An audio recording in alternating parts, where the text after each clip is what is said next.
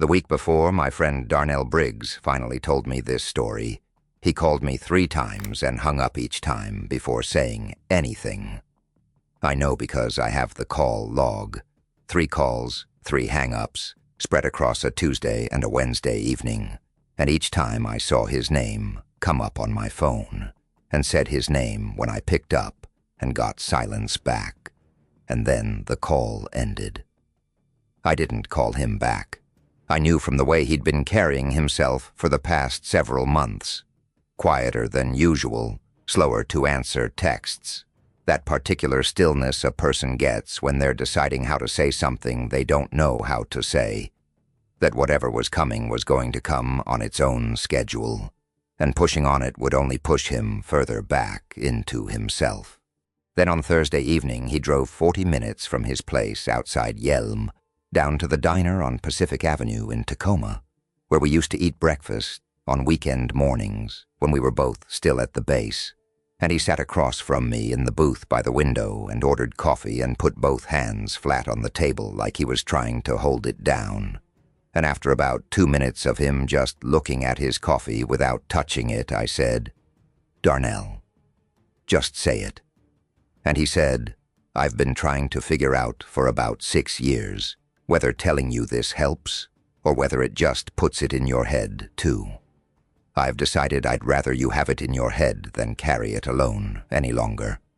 And then he told me, "Before we get into it, let me know where you're watching from and if you've had an encounter like this. What I'm going to share with you is as close to Darnell's account as I can get it. I've gone back to him 4 times since that first evening, pressed on specific details, asked him to walk through the same sequences more than once, listened for inconsistencies. His account held every time, and the details didn't drift the way the details of fabricated stories tend to drift when they're retold. Every element I was able to cross-check against public records, geographic data, or publicly accessible documentation, I checked. The unit he was assigned to is real. The mission type he describes is a real category of military activity. The area of the Gifford Pinchot National Forest he describes corresponds to a real section of terrain with characteristics that match his description in every particular I was able to verify. The oral history material I'll reference later in this account is real and is accessible through a Washington State Digital Library archive if you want to find it yourself. I won't claim I've confirmed all of it, because some of it I couldn't, and I want to be honest about what I know directly and what I'm taking on his word. But I've known Darnell Briggs since 2004. In all that time, I have never once caught him in a lie that mattered. He is a precise man. He spent 20 years being professionally evaluated on the accuracy of his field reports, and he came out of that career with the habit of saying exactly what he observed and exactly what he didn't observe, and keeping those 2 categories rigidly separate. When he tells me he doesn't know something, he doesn't know it. When he tells me he saw something, he saw it. Darnell was a staff sergeant in a specialized survey unit out of Joint Base Lewis-McChord, which sits just south of Tacoma in Pierce County, Washington, about 50 miles from the western foothills of the Cascade Range. His military occupational specialty was geospatial intelligence. In practice, that meant he knew how to read terrain, map it, photograph it from multiple platforms, and write reports about it in the kind of structured language that other people in offices far from the field would use to make decisions about resources, infrastructure, and operations. The discipline combines land surveying skills, photographic analysis, and the kind of systematic spatial reasoning that lets a trained person look at a piece of ground and extract from it information that most people would walk right over. He'd done 2 overseas deployments before this assignment, one in Afghanistan's Kunar province, one in the Horn of Africa, and by October of 2018, he was stateside and roughly 3 years from his 20-year retirement. He was 41 years old. He had a wife named Carmen and 2 daughters in Yelm.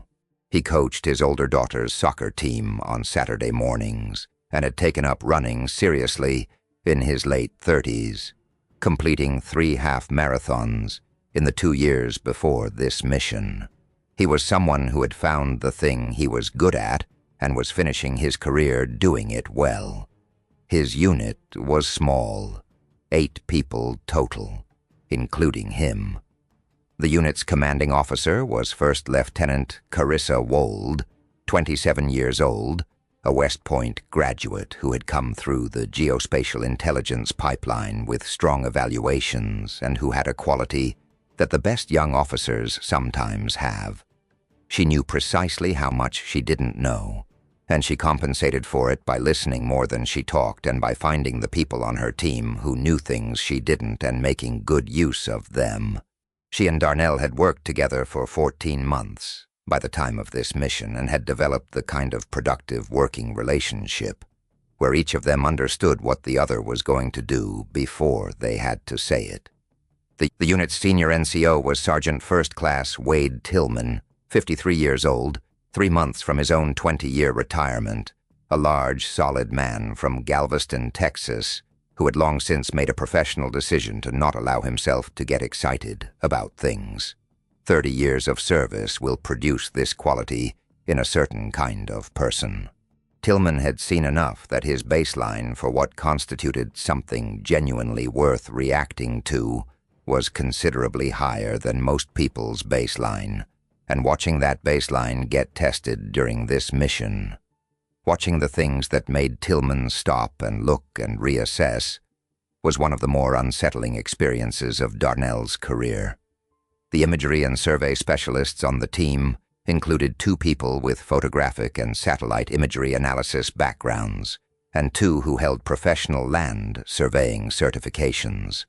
The imagery analyst was a woman in her early 30s named Petra, who was particularly strong at working with satellite data and tended to operate closer to base camp than the others.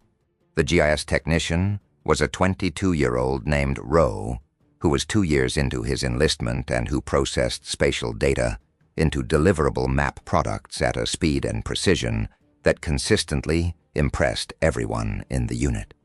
The 2 junior enlisted who handled drone equipment were the people Darnell ended up depending on most during the week in the field, because both of them brought skills from their backgrounds that turned out to be more relevant to what was happening on that mountain than any formally military skill. The first was a specialist named Obie Kern, 24, from a small community near the Cabinet Mountains in northwestern Montana, not far from the Idaho border. Kern had grown up hunting elk and mule deer and black bear in the Cabinets and in the mountains across the state line into Idaho, and he had received formal training in wildlife tracking from a retired Fish and Wildlife Service biologist named Garton, who ran a tracking school out of converted agricultural buildings near the town of Noxon. He could read a set of tracks the way an experienced reader reads text, not laboriously, not one element at a time, but as a unit of information that delivered meaning quickly and completely. His ears were exceptional, the kind of hearing that people develop when they spend a significant portion of their formative years in environments where hearing things accurately at distance is practically important. He could localize the source of a sound in dense timber with a precision that seemed implausible until you saw it verified, repeatedly. He could tell the difference between a deer and an elk moving through brush at 200 yards by the cadence and the specific sound quality of the footfalls alone. He rarely talked about these abilities. He used them. The second junior specialist was Phoebe Alcott, 26, who had come from an Oregon National Guard unit and who before her military service had worked 2 seasons as a wildland firefighter, one in the Siskiyou National Forest in southern Oregon and one in the Shasta Trinity National Forest in northern California. Wildland firefighters develop a specific kind of relationship with terrain. They read slope angles and aspect and fuel moisture and the way that wind moves through a drainage, the way a hunter reads tracks. as a language of prediction, as information about what is going to happen in that place under specific conditions. They understand how terrain creates microclimates and what those microclimates mean for fire behavior, and a lot of what they understand about terrain transfers directly to understanding wildlife behavior, because wildlife response to terrain is governed by many of the same physical principles. She was very alert in the field, observed carefully, and had the firefighters' particular distrust of situations where multiple indicators pointed in a consistent direction that didn't fit the expected pattern. She would notice things and flag them without drama, which is exactly what you want from a person in that situation. Quick thing before we get into it. I have a book coming out. It's called the Bigfoot Codex. It's a compilation of all my research and findings. It's kind of my baby, so if you want to check it out, link's down below. Now let's get you back to the video. These 8 people deployed to the upper Cispus drainage of the Gifford Pinchot National Forest in October of 2018 for what was officially designated as a terrain validation exercise. The Gifford Pinchot National Forest is the largest national forest in Washington state, covering nearly 1.5 million acres of the southern and central Cascade Range, from the Columbia River on the south end to near Snoqualmie Pass on the north. That's a continuous band of volcanic mountains, river drainages, old-growth and second-growth timber, and high-ridge terrain running for about 140 miles, administered by the Forest Service, and spanning an enormous range of ecological conditions from the rain-soaked western slopes to the drier east side. The particular section the unit was assigned to was in the northern part of the forest, above the small town of Packwood in Lewis County, east of the Cowlitz River drainage, in the watershed of the upper Cispus River. The Cispus runs east to west through that part of the forest, fed from the north by a series of tributary drainages that gain elevation steeply and quickly into country above 4,000 feet that gets very little human traffic even in summer. Elk summer in those drainages, and bear do too, and there are some hunters who know those upper basins. But it's not easy country to access. The trails are maintained only intermittently, and the terrain above 5,000 feet on the northeast-facing slopes is genuinely remote in the sense that if something went wrong up there, getting help to you would take a meaningful amount of time. In October, with the weather turning and the hunting season mostly done, that country is effectively empty of people. The official tasking was what military geospatial units call a terrain validation exercise, which is a real category of mission conducted regularly in various parts of the country for various purposes that range from the purely practical to the strategically significant. Someone in the chain of command had flagged a discrepancy between existing topographic data and more recent satellite imagery for a specific grid square in the upper Cispus drainage. The imagery showed features that didn't correspond to the existing map data, and the unit's job was to go in on foot, spend approximately a week in the field, reconcile the discrepancy, produce updated mapping products, photograph features of interest, and document anything that warranted documentation. Standard work. Darnell had done similar missions in valley systems in Afghanistan, where the practical purpose was route analysis for military vehicles, and in coastal areas of East Africa, where it was related to infrastructure assessment. He did not expect this mission to be unusual. What made it unusual was a conversation in the parking lot outside the unit building at Lewis-McChord on the evening before deployment, after the formal pre-mission briefing had concluded and the rest of the team had gone to the motor pool to begin loading gear. Lieutenant Wold asked Darnell to stay behind, and when the others had cleared the building, she told him that the tasking had an addendum. The addendum had come down from a level above their direct chain of command and had been delivered verbally rather than in writing. She was clearly uncomfortable with the verbal-only nature of it. She was a documentation-oriented officer who believed in written records of everything, and she was choosing her words carefully, conveying exactly what she'd been asked to convey and nothing beyond that. She said, "The unit may encounter evidence of large wildlife activity during this mission. We are expected to document it. We are not to engage with it. We are not to report it through standard unit reporting channels. There is a separate protocol for this documentation."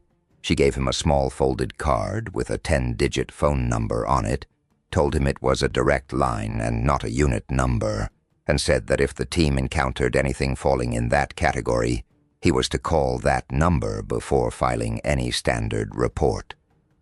She paused and then said, "And use it in the field, not just at day's end. Call it when something happens, not just in the evening." He asked what specifically they were expected to document. She said, "Anything that doesn't fit the baseline wildlife catalog for that area." He asked what that meant in practice. She said, "You'll know when you see it." He thought about this on the drive home that evening. He thought about what wildlife in the Gifford Pinchot National Forest might require a verbal-only addendum with a dedicated phone number and a call-in-the-moment instruction. He went through the standard large fauna catalog for the central Cascades: black bear, elk, mule deer, white-tailed deer, mountain lion, wolverine, gray wolf, mountain goat on the higher peaks. He thought about which of these might generate a protocol like this. Gray wolves were the most politically sensitive species currently in the Cascades, their recolonization of the range since the early 2000s having generated significant conflict between conservation interests and livestock producers, and their sightings were sometimes handled with special care. But a dedicated phone line for wolf documentation didn't fit. Wolverines were rare enough that sightings were notable, but again, a phone line didn't fit. Mountain lions were common enough in that drainage that a separate protocol would be unnecessary. He knew what it was. Looking back at it, he's certain he knew in that parking lot what the addendum was about. He just couldn't say it, because you don't say it, because it sounds ridiculous in a professional military context, because there is no Morse code for Sasquatch documentation, and no way to say what he was thinking without sounding like someone who had lost his perspective. So he put the card in his pocket and went home, and told Carmen he was going to the mountains for a week, and would call when he had signal.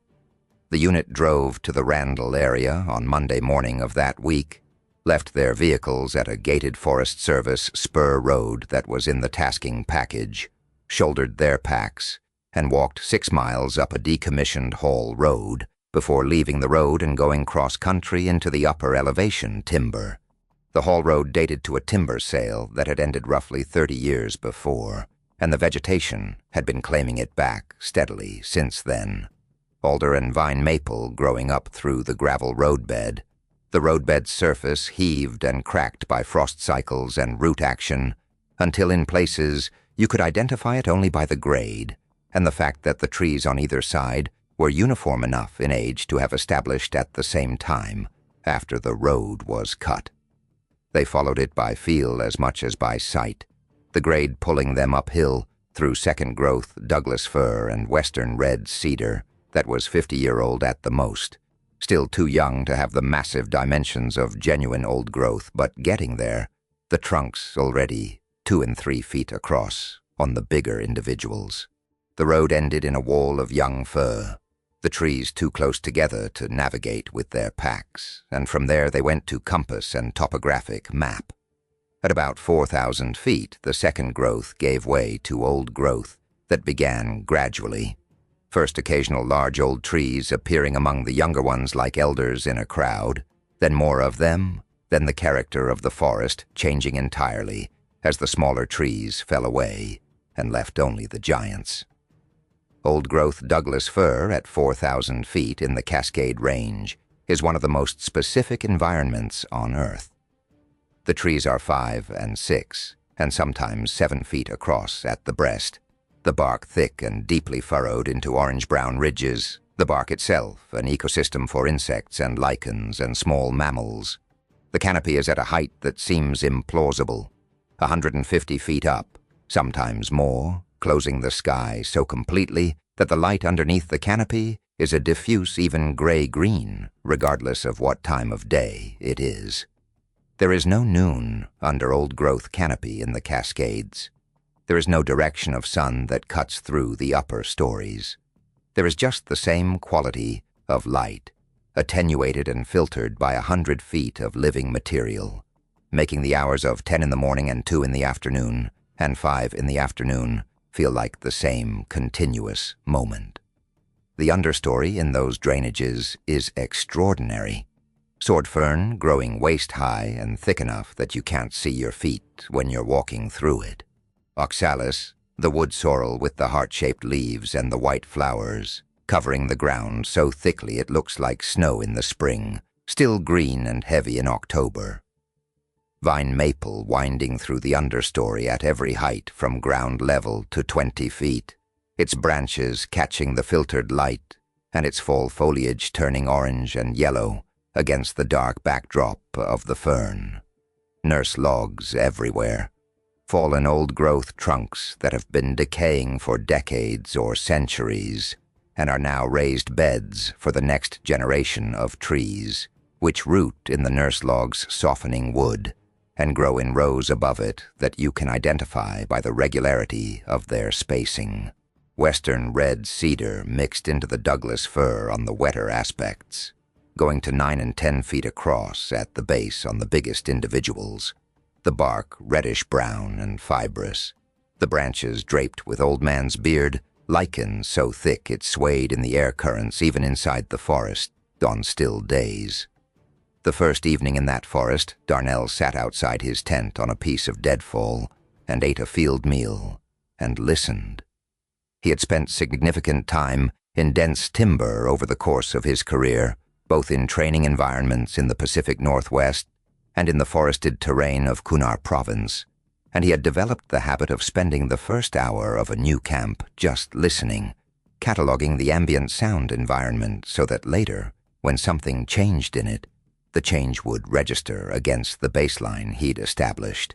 It was a habit he'd picked up from a Forest Service ranger he'd worked alongside during a joint training exercise near Mount Rainier 8 years prior.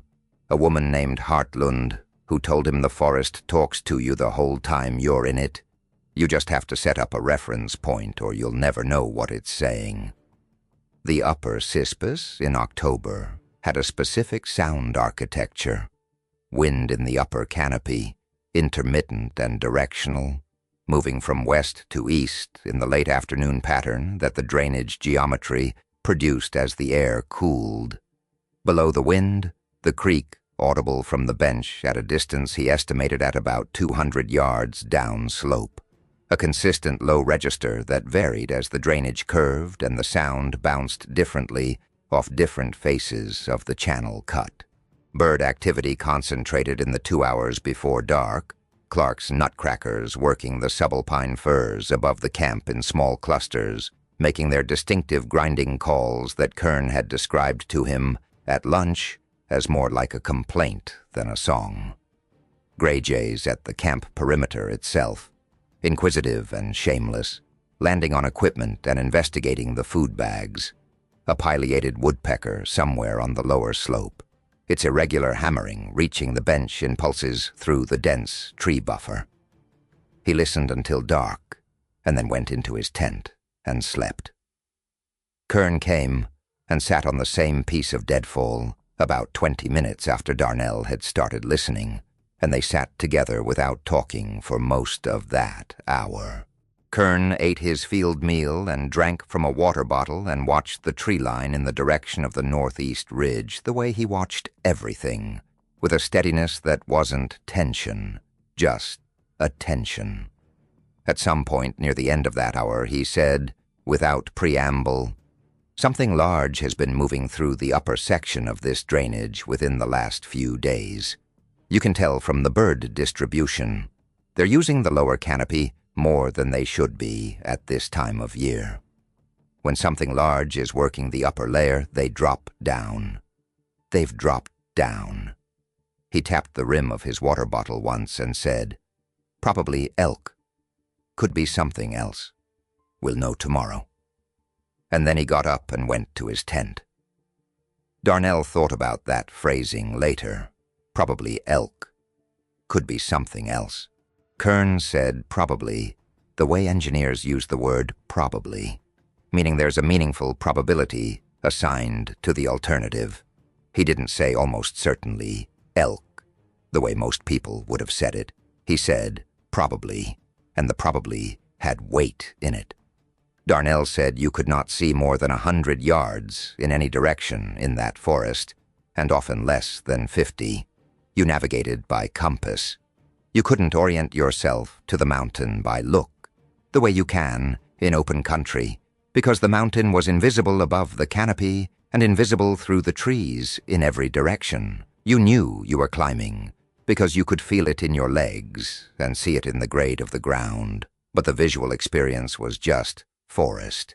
In every direction, the same forest, the same quality of light. He checked his compass more often than he normally would, just to reassure himself of his orientation.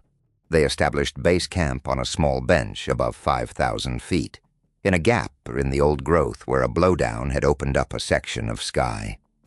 The bench was flat enough for tents, had a reliable spring seeping from a fractured rock face at its uphill edge, and offered a view to the south through the gap that on clear days showed the white summit cone of Mount Adams rising above the lower ridgelines. Adams is 12,200 feet, the second highest peak in Washington state. And from 5,100 feet in the Cascades on a clear October day, it looks enormous in a way that feels ancient, the kind of permanence that puts a week of field work into immediate proportion. Darnell said he found that view reassuring every time he stopped and looked at it, not just as a landmark but as continuity, as evidence that the world he came from was still there, still normal in all its specific and ordinary ways, just south of where he was standing. The first 2 days were unremarkable in the sense that they found what they expected to find. Elk sign through the entire area at every elevation, heavy trail use in the drainage bottoms, bed sites on the benches above, rubbing trees where bulls had worked out their rut behaviors in September, the bark on small firs and cedars scraped and gouged at heights between 3 and 5 feet, black bear scat at multiple locations, full of late-season huckleberry mostly, the kind that grows in dense patches at the upper timberline and persists into October as one of the last available high-calorie food sources before the bear's den. A single mountain lion track along a game trail at about 4,500 feet, pressed cleanly into soft soil in the creek bottom, the pad definition good enough to see the asymmetry of the leading claw impressions. 2 wolf tracks at the lower elevations, recent enough to hold shape in the creek bank mud, the full vocabulary of what lives in those mountains in October, written in the soil and the vegetation and the air. Darnell ran the northern portion of the survey grid with Kern. They were well matched as a field pair, both quiet workers, both oriented toward precision rather than speed, both capable of sustained silence in the field without it becoming awkward. Kern was observant in a specific and useful way. He noticed things, small things, the way some people with a particular kind of attention notice things, not because they're looking for them, but because their attention has been trained by years of practice to flag anomalies automatically. He would stop walking sometimes for no apparent reason, hold a fist up, and Darnell would stop and look where Kern was looking and usually see what Kern had seen, though it often took him longer to see it than it had taken Kern. They covered the northern section systematically, checking each survey point on the tasking list, photographing terrain features, logging observations. The grid was about 12 square miles in total, and with 2 people working the northern third, their daily coverage was significant. They were covering 4 to 6 miles of transect per day in terrain that slowed you down in ways that flat country doesn't. By the end of the second day, Darnell felt he had a good handle on the character of the northern sector. dense old growth from the lower edge to about 4,800 feet. Then a transition zone where the trees thinned and shortened, moving into the subalpine. Then the high rocky ridges above 5,200 feet, where the vegetation simplified to low heather and sparse subalpine firs and exposed basalt. On the morning of the third day, they were working along a ridge at about 5,200 feet, moving from survey point to survey point in the transition zone, checking locations where the satellite imagery had flagged possible terrain anomalies. The sky was overcast and low, the temperature in the mid-30s, and there was a quality to the air that Kern had identified at about 9 in the morning as carrying snow. He was correct. By 2 in the afternoon, a light snow was falling, and by evening it had dusted the upper ridges white. They were working through a section where the subalpine firs thinned and the ground between them was covered in low huckleberry, its leaves already crimson in the October cold, and patches of mountain heather and occasional stretches of bare, rocky ground. A section of the ridge where an old rock slide had come down at some point in the past, and left a field of medium-sized boulders interspersed with pockets of soft organic soil where moisture collected. It was at the edge of one of these pockets that Kern held up his fist. Darnell stopped. They stood still for 15 seconds. Then Kern pointed to a patch of ground perhaps 20 yards downslope and to the right of their line of travel. Tracks, large, bipedal, clear and deep in the dark organic soil, human in shape but very much not in scale. Darnell walked over and stood beside them and looked down. He is 6 feet tall and wears a size 12 boot. He placed his boot inside the nearest print and looked at the comparison. His boot didn't reach the front of the print.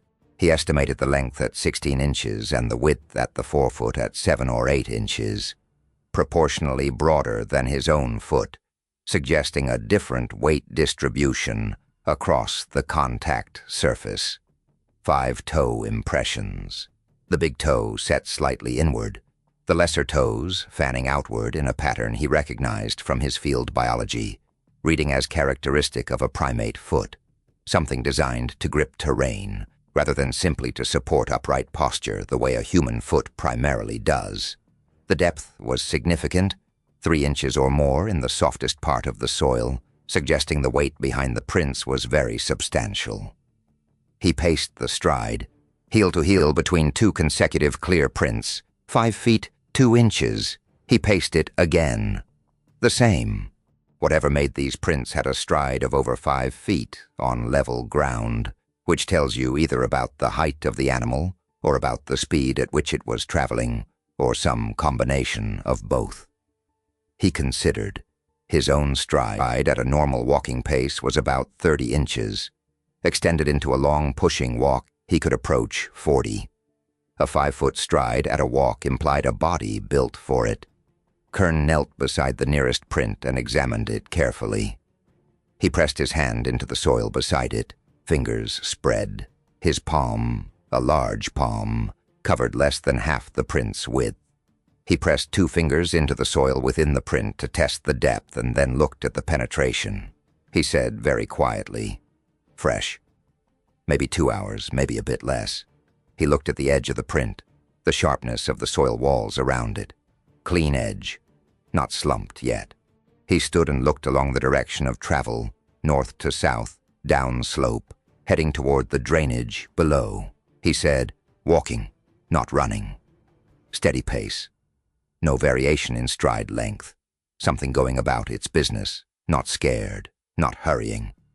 The birds were absent. Darnell noticed this separately from the tracks, the 2 observations arriving in his awareness almost simultaneously. The ridge had been active with bird sound for the 2 previous mornings. Clark's nutcrackers moving through the subalpine firs with their loud, repetitive calls, gray jays materializing out of nowhere and hopping along branches 20 feet up, watching the team move below, the distant hammering of a woodpecker somewhere on the lower slope. He was aware now that this section of ridge was quiet, in a way the previous sections hadn't been. Not the sudden silence of a flock of birds that has been startled by a person's passage, which breaks fast and reassembles. A settled quiet.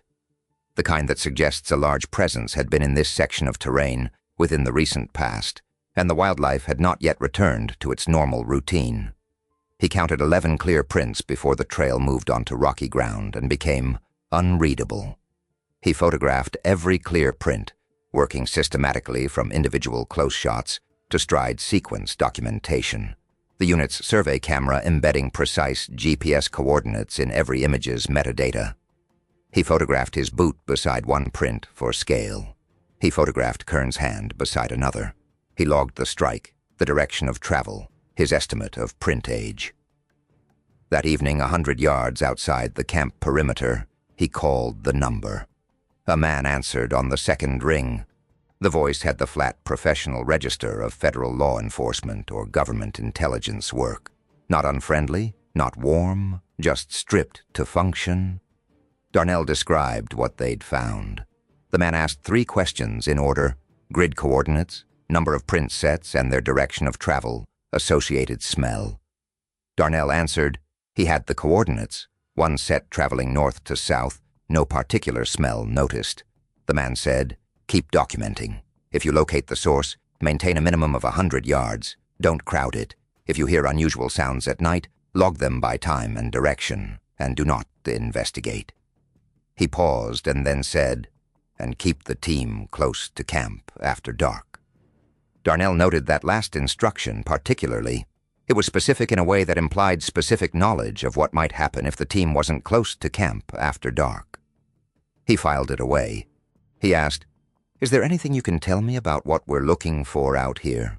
The man said, "You're doing exactly what you should be doing. Continue the documentation," and hung up. He thought about the card in his pocket on the walk back to camp. A 10-digit number on a small card with no header, no letterhead, no identifying information of any kind.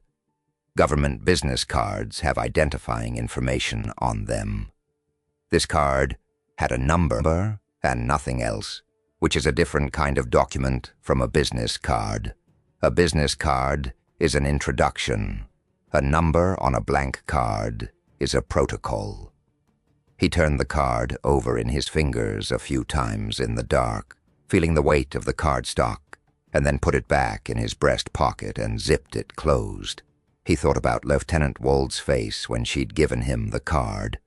She was a thorough officer, and thorough officers are not comfortable with verbal-only addenda to written tasking packages. They understand that verbal instructions exist outside the accountability structure that documentation provides. If something goes wrong, the written tasking is what you point to. Verbal addenda to written tasking are the thing that gets people in trouble when things go wrong, because the verbal instruction can be denied, or reframed, or remembered differently by whoever gave it. Wold knew this, and it bothered her. She was giving him the card because she had been instructed to give him the card, and she trusted the chain of command. But she didn't like any part of the mechanism by which the card was being given. He noticed this about her. He'd also noticed that she hadn't asked to see the card after she'd given it to him, and hadn't asked for the phone number on it, and he thought that was deliberate.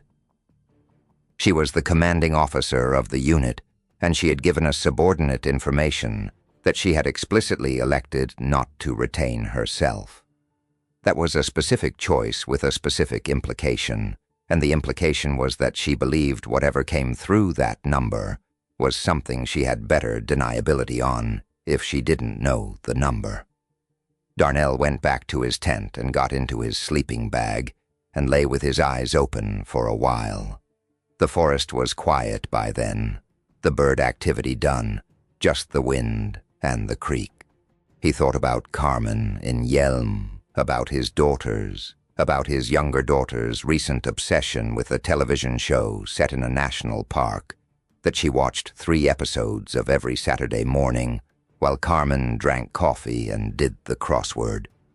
He thought about how normal all of that was. He thought about how all of that was 50 miles from where he was lying in a tent on a mountain in the dark, with a card in his pocket, with a phone number on it and no other information. He called Carmen from outside the perimeter before he called the number. using the 1 bar of signal he'd found on a small rise above the camp. She asked how the mission was going. He said it was going fine, standard field work, good weather so far. He'd call again when he had signal at the end of the week. She said the older daughter had scored twice in her game that morning. He stayed on the phone for 4 minutes and then said good night and hung up and stood in the dark on the small rise and thought about the difference between that conversation and the one he was about to have. The distance between those two things that was not really a distance in space but something else entirely. And then he dialed the number. The man answered on the second ring, the same flat professional register, no greeting. Darnell reported the tracks. The man asked his 3 questions. Darnell answered them, and the call ended in under 3 minutes. He stood for a moment afterward on the small rise with the phone in his hand, and the old growth dark and enormous on all sides, and the creek sound coming up from below, and the wind moving through the upper canopy somewhere above his head, invisible in the dark. Then he walked back to camp and got into his tent and went to sleep. The 4th and 5th days produced more evidence. Not from a single source. The evidence came from multiple locations across the survey grid, suggesting either multiple individuals or one individual moving over an enormous range. On the 4th morning, Kern found hair caught on a broken branch at about 8 feet off the ground, a substantial clump of coarse brownish-gray fibers that he photographed in place before collecting it in an evidence bag from the kit they carried. The fibers were coarser than any Cascade large mammal's hair he could identify, the color darker at the root end and lighter toward the tips. Not a pattern consistent with bear or elk or deer. The height of the catch, 8 feet above the ground on a side branch of a large Douglas fir, was significant. A bear rubbing a tree produces hair at a different height, lower and smeared against the main trunk. This was caught on a lateral branch at 8 feet, which implied shoulder height, which implied something moving upright through the forest at an 8-foot shoulder height. On the 4th afternoon, working the eastern slope of the Central Ridge section, they found a second set of prints. These were in a different location, descending from above on the eastern aspect, indicating an individual coming down from the higher elevation. The prints were fresh, the soil edges clean. The stride was comparable to the first set, though these prints were on a slope steep enough that they expected to see a shorter stride. On difficult terrain, most animals shorten their stride. These didn't.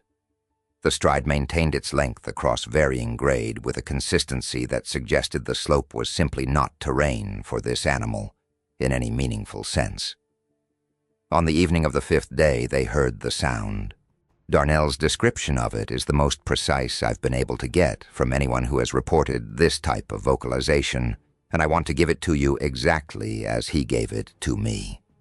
He said it started as something he felt before he heard it, a low, sustained pressure in his chest cavity and behind his eardrums that he initially interpreted as a change in barometric pressure, a weather system moving in. The sky was unchanged, the wind unchanged, nothing else perceptibly different. Then it became audible, a long, sustained vocalization that originated upslope and to the north-northeast of their camp, tracking slightly south over the course of approximately 30 seconds. He has heard wolves in multiple contexts, has heard mountain lions, has heard elk during the rut at close range on multiple occasions. This was none of those things.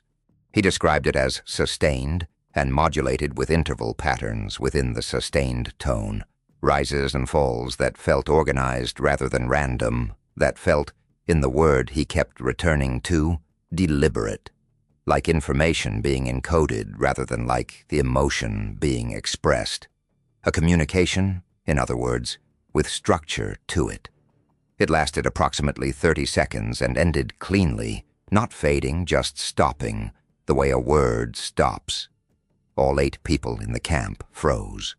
The dinner hour, multiple team members doing different things, eating, writing field notes, checking equipment, and every one of them stopped simultaneously, without any signal, without any word spoken. Kern turned his head north and slightly tilted it to one side, the specific ear localization posture he used when he was trying to pin a sound's origin precisely. Tillman, who had been sitting on a log eating from a tin cup, set the cup down on the ground very carefully and stood up. He didn't look around, didn't look at anyone else. He just stood up and faced south. Darnell watched Tillman stand up. He told me that was the moment he knew this was real. From the southwest, from downslope and at least a mile away, possibly significantly farther, an answer.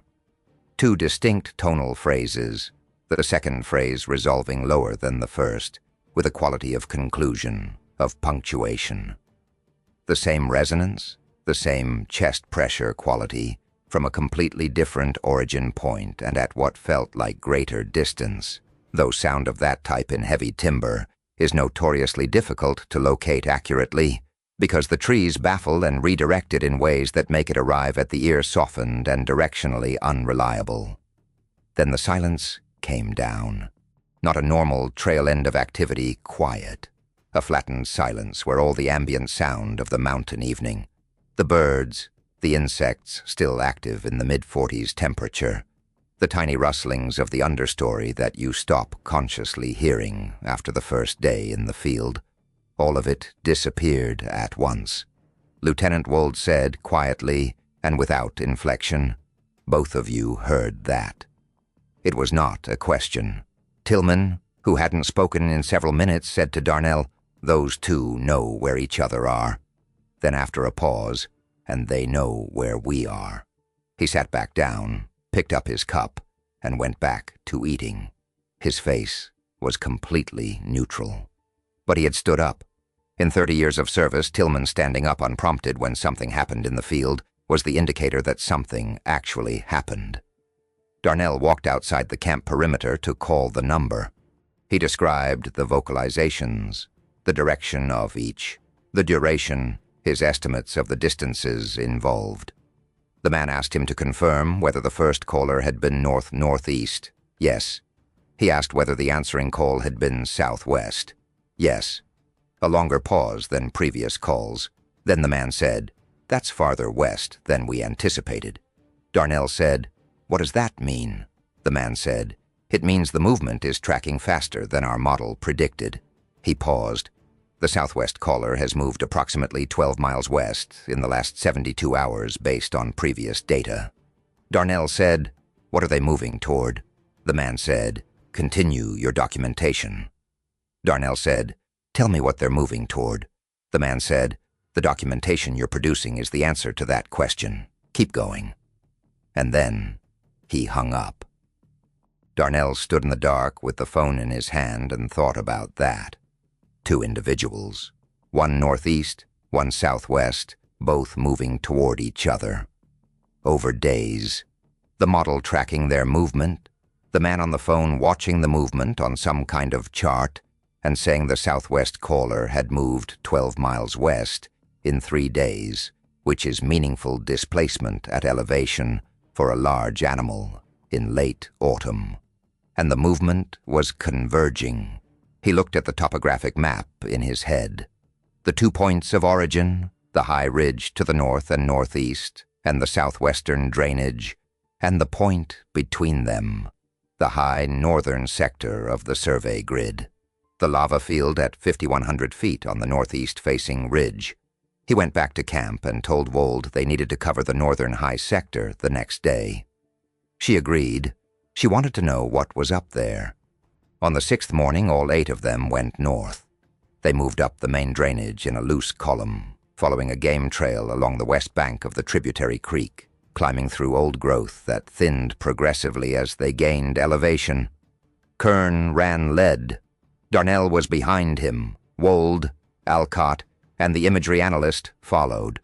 Tillman, Rowe, and the remaining drone operator took the rear.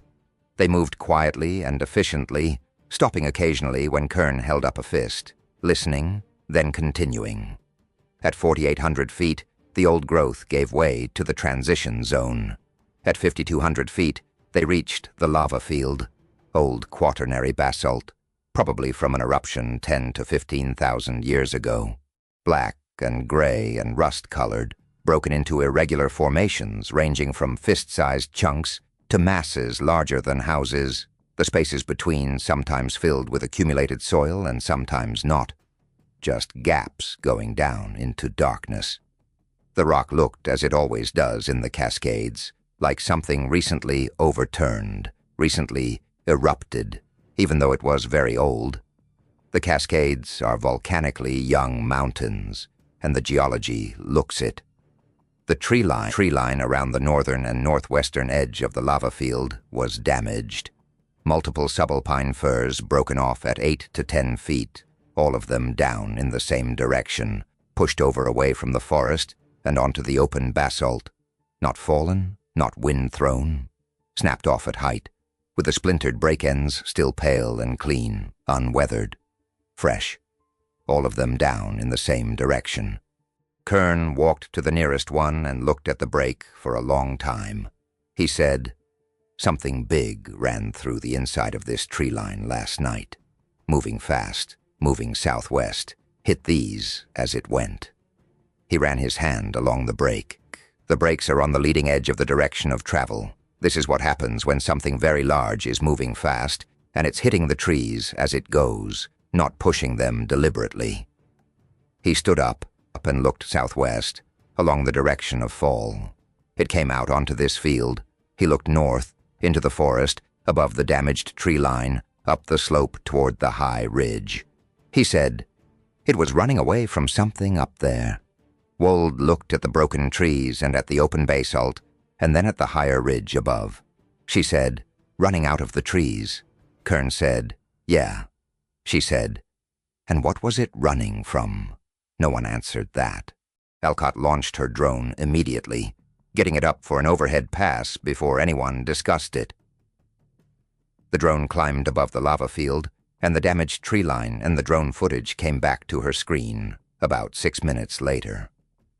From above, the damage to the tree line was clearly visible, a line of broken trees running approximately east to west along the northern perimeter, all falls in the consistent southwest direction, extending roughly 140 yards before curving out of sight. And in the center of the damaged section, a gap about 30 feet wide where the trees were simply absent, not broken, not fallen, just gone, removed, making what looked from above like a doorway in the tree line leading onto the open basalt. In the center of the lava field, visible from overhead, a depression. Oval, roughly 15 feet at its longest axis, 8 feet or so across its widest. The vegetation around it pressed flat, radiating outward from the center in a radially symmetric pattern. The center of the depression noticeably deeper than the edges. The bilateral symmetry of the press pattern suggesting a bilaterally symmetric body had lain there. They crossed the field to the depression. Darnell measured it, 15 feet, 6 inches longest, 8 feet 2 widest. He pressed his palm to the soil at the deepest part of the center. Slightly warmer than the surrounding basalt surface, which in the shade and the low 30s temperature was quite cold. He held his palm there and noted the warmth. He noted the smell, dense animal, layered, a warm musk underneath, something sharper above it with a bitter edge, the chemistry of stress, of an animal that has been frightened, that has been in flight. Kern studied the pressed vegetation carefully. He said, "This is a rest. A large animal lay here for an extended period. The plants on the southwest edge are pressed harder. It may have been breathing heavily when it arrived, and its weight shifted toward that side as it settled." He looked at the scale of it. "I've tracked large animals my whole life. I don't have a category for what rested here." Then Darnell saw the marks in the basalt. On the east side of the depression, where a low-pressure ridge of basalt rose about 2 feet from the surrounding surface, there were marks in the rock. Not claw marks, not the parallel scratches an animal makes while marking or scratching, deeper than claw marks, and not parallel. an irregular field of cuts and lines covering a section of basalt about 3 feet wide and 2 feet tall, some straight, some curved, some deeply pressed and some more shallow, some crossing others. The pattern was not random. There was something about the clustering and distribution that read to Darnell's trained eye as having structure, but he couldn't identify the structure. In the deepest cuts, there was white powder, silica, or calcium from the rock itself, the mineral content exposed where the surface had been cut fresh.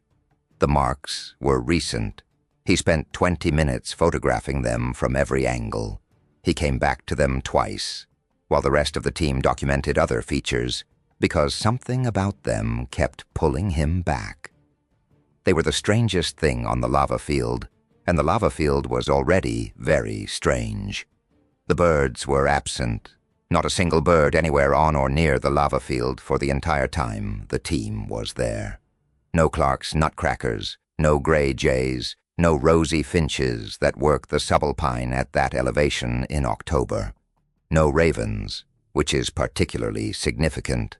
Ravens in the Cascades work every high ridge. They ride the thermals off every exposed rock face. They are everywhere in that elevation range in October, and they were not here. The sky above the lava field was empty and remained empty for the entire time the team was present. The feeling. This is the thing Darnell has the most difficulty describing. He's tried 4 times across our conversations, and each time he arrives at approximately the same formulation. A quality to the air on that lava field that felt like wrong pressure. A sense that the space was occupied in a way that had weight. The weight distributed through the atmosphere around them rather than locatable in any specific direction. Not the feeling you get when you know something is watching you from a definable distance in a definable direction. He'd had that feeling all week from the documented creature and could manage it. This was different and worse. This was the feeling of being in a room where the air pressure is slightly off, where something about the space itself is different from what space should feel like. Alcott said she wanted to get off the field, in a flat, neutral voice, not alarmed, just stating a preference clearly. Tillman, who had walked the southern end of the field and come back, said he didn't like the north end. Darnell asked him what specifically. Tillman said, "Don't know specifically. That's why I don't like it." They worked the field for another hour, documented everything, then came down. On the descent, Kern stayed at the rear of the group and kept checking behind him. Not frequently, not dramatically, just occasionally, the way a person checks something when they're not sure they should be walking away from it. Darnell called the number that evening from outside the perimeter. He described the lava field, the tree damage, the depression, the marks in the basalt, the absent birds, the feeling the team had reported independently. The man was quiet for significantly longer than his previous pauses. Then he asked, "The marks in the basalt, were they above or below the depression on the slope?" "Below," Darnell said, "on the downhill side." The man said, "Did any of the large bipedal prints lead onto the lava field surface?" "No," Darnell said. "The basalt doesn't hold impressions." The man said, "Tree damage direction, consistently southwest, consistently southwest." A longer silence. The man said, "Pull your team back from that sector. Do not return to the lava field." Darnell said, "Tell me what we're pulling back from." The man said, "The documented animal, the thing that left the prints, that vocalized last night. It doesn't live on that lava field. It retreats there. That lava field is where it goes when it's avoiding something on the high ridge." Darnell said, "What is it avoiding?"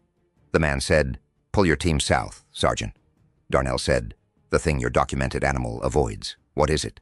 The man said, "Your documentation is extremely useful. Pull south tomorrow morning. Someone will collect the package next week." And then he hung up. Darnell stood outside the camp in the dark with the phone in his hand.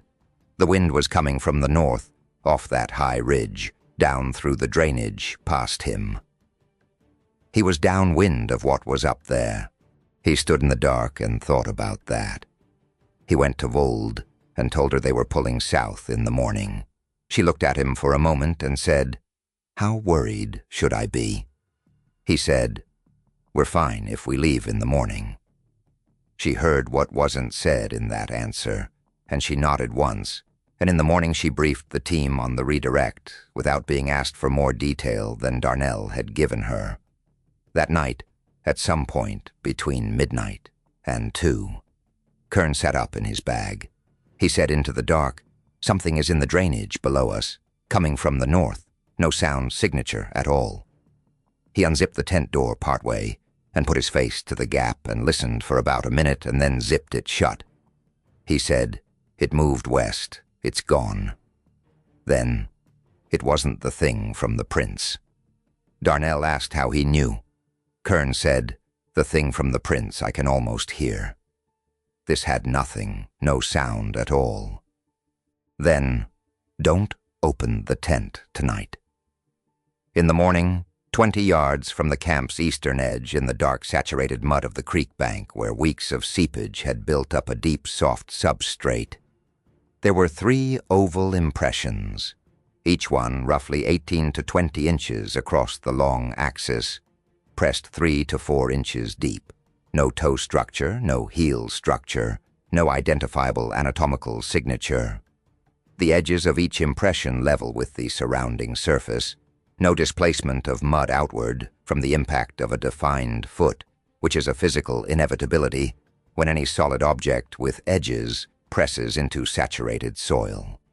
These impressions had no edges, just uniform compression over an oval area, spaced roughly 5 feet apart. Coming from the north, stopping at the creek bank, nothing on the far bank. Kern stood beside them for a long time. He measured them, pressed his hand into the mud beside the nearest for comparison, looked north up the drainage toward where the ridge was invisible behind the trees. He said, "Came from up there." He looked at the far bank, went into the creek or stopped here. He was quiet for a moment. Then he said, "Whatever made this doesn't have feet." He said it factually, the way he said everything, without drama. Darnell photographed the impressions thoroughly, measured each one, documented the track line. He photographed the mud surface north of the first impression and noted something he still doesn't have a name for. The surface in that direction, along a path about 3 feet wide, running up into the trees toward the ridge, had a different quality from the surrounding mud. Not displaced, not compressed, the surface intact. But the texture and the way the light fell on it were different, as if the ground had responded to something passing over it in a way that wasn't mechanical compression. He pulled the team south that morning. He asked Alcott to flag and secure all the lava field drone footage separately. He did not tell the team about the creek bank impressions. He said the updated tasking redirected them to the southern sector. Nobody pushed back. They were out of the mountains and at base by the following afternoon. The drive out was quiet. Kern didn't talk until they were past Elbe and on the flat south of Eatonville. Then he said to the windshield, "Did you call that number this morning?" Darnell said no. Kern said, "You should," and went back to looking out the window. The drive out from the Randall trailhead to the highway took 40 minutes on the Forest Service Spur Road, then south on State Route 12 through the Cowlitz River Valley, with the flanks of the Cascades rising on both sides and Mount Rainier visible to the north when the road curved right. Nobody spoke for the first 20 minutes. Tillman rode in the front passenger seat and looked out the window at the valley. Kern was in the rear seat on the driver's side, and for the first 15 miles kept his eyes on the side mirror showing the road behind them, the way you watch something when you're not sure you've cleared it. Alcott was reviewing drone footage on her tablet with the screen brightness down, and Darnell, driving, kept both hands on the wheel and thought about the creek bank and said nothing. At Randall, where Route 12 crosses the Cowlitz and straightens out toward Packwood, Tillman said, "The prints from Tuesday, the ones at 5,200 feet, He said it without turning from the window, just said it into the glass. Darnell said yes. Tillman said those were different from whatever came down to the creek. He wasn't asking. He was stating something he'd worked out on his own and had decided to say aloud for the record, the way he stated tactical assessments in the field. Darnell said, "Kearns read, too." Tillman nodded once and went back to looking out the window at the Cowlitz River Valley going past, the farmland flat along the river bottom and the forest, climbing the slopes on both sides, everything ordinary in the afternoon light. He didn't say anything else for the rest of the drive. They returned all their gear to the motor pool that afternoon, and Darnell wrote a field note summary that covered everything that would appear in the standard survey report while being careful with language around the things that wouldn't. He used the term anomalous fauna evidence where other language might have been more precise. He used undocumented track evidence. He used non-standard environmental readings for the wrong pressure quality on the lava field, a phrase he'd borrowed from technical reports he'd read from other field contexts where people needed to say something without saying the specific thing. That evening he drove home to Yelm, sat in his driveway for a few minutes before going in, ate dinner with his family, helped his older daughter with math homework, and went to bed at 10. He lay in the dark and heard the house settling and thought about the sound environment of the upper Cispus bench, about what it would sound like tonight up there with the camp empty and the frost coming down on the old-growth canopy and the creek still running quiet and the northeast-facing ridge above it all. Unchanged, the lava field and the depression and the marks in the basalt. Whatever had rested there back on the high ground now that the team was gone. He fell asleep eventually. In the morning he drove back to base. The debrief happened the next day. A civilian in nondescript clothes with a government laptop arrived at the unit building, spent an hour going through everything with Darnell, took all the imagery and the hair sample on a drive. He was particularly focused on the lava field documentation. He asked careful questions about the marks in the basalt, had Darnell walk through each photograph, asked about depth and spacing. He was also specifically interested in the direction of the broken tree-line fall and the location of the depression relative to the marks. At the end he asked, were there any physical trace evidence items beyond what's in the survey package? Darnell thought about the creek bank impressions on his personal phone. He said no. The civilian said the work would be useful and left. Darnell has those photographs still. He showed them to me at the diner on Pacific Avenue. I looked at them for a long time. 3 oval impressions in dark mud, no edge displacement, no anatomical signature, uniform compression 3 to 4 inches deep, and in the photograph from the north, looking south along the track line toward the camp. There is something about the ground running north from the first impression, back up toward the ridge. A path about 3 feet wide, where the surface is intact but the texture is different from the surrounding mud. Different in a way that a physicist friend described when I showed her the photographs, as a moisture variation and just the light. She might be right. Darnell doesn't think she's right. He says whatever made those impressions wasn't walking on the ground. It was moving through it. He says it without drama. It's just the most accurate description he has.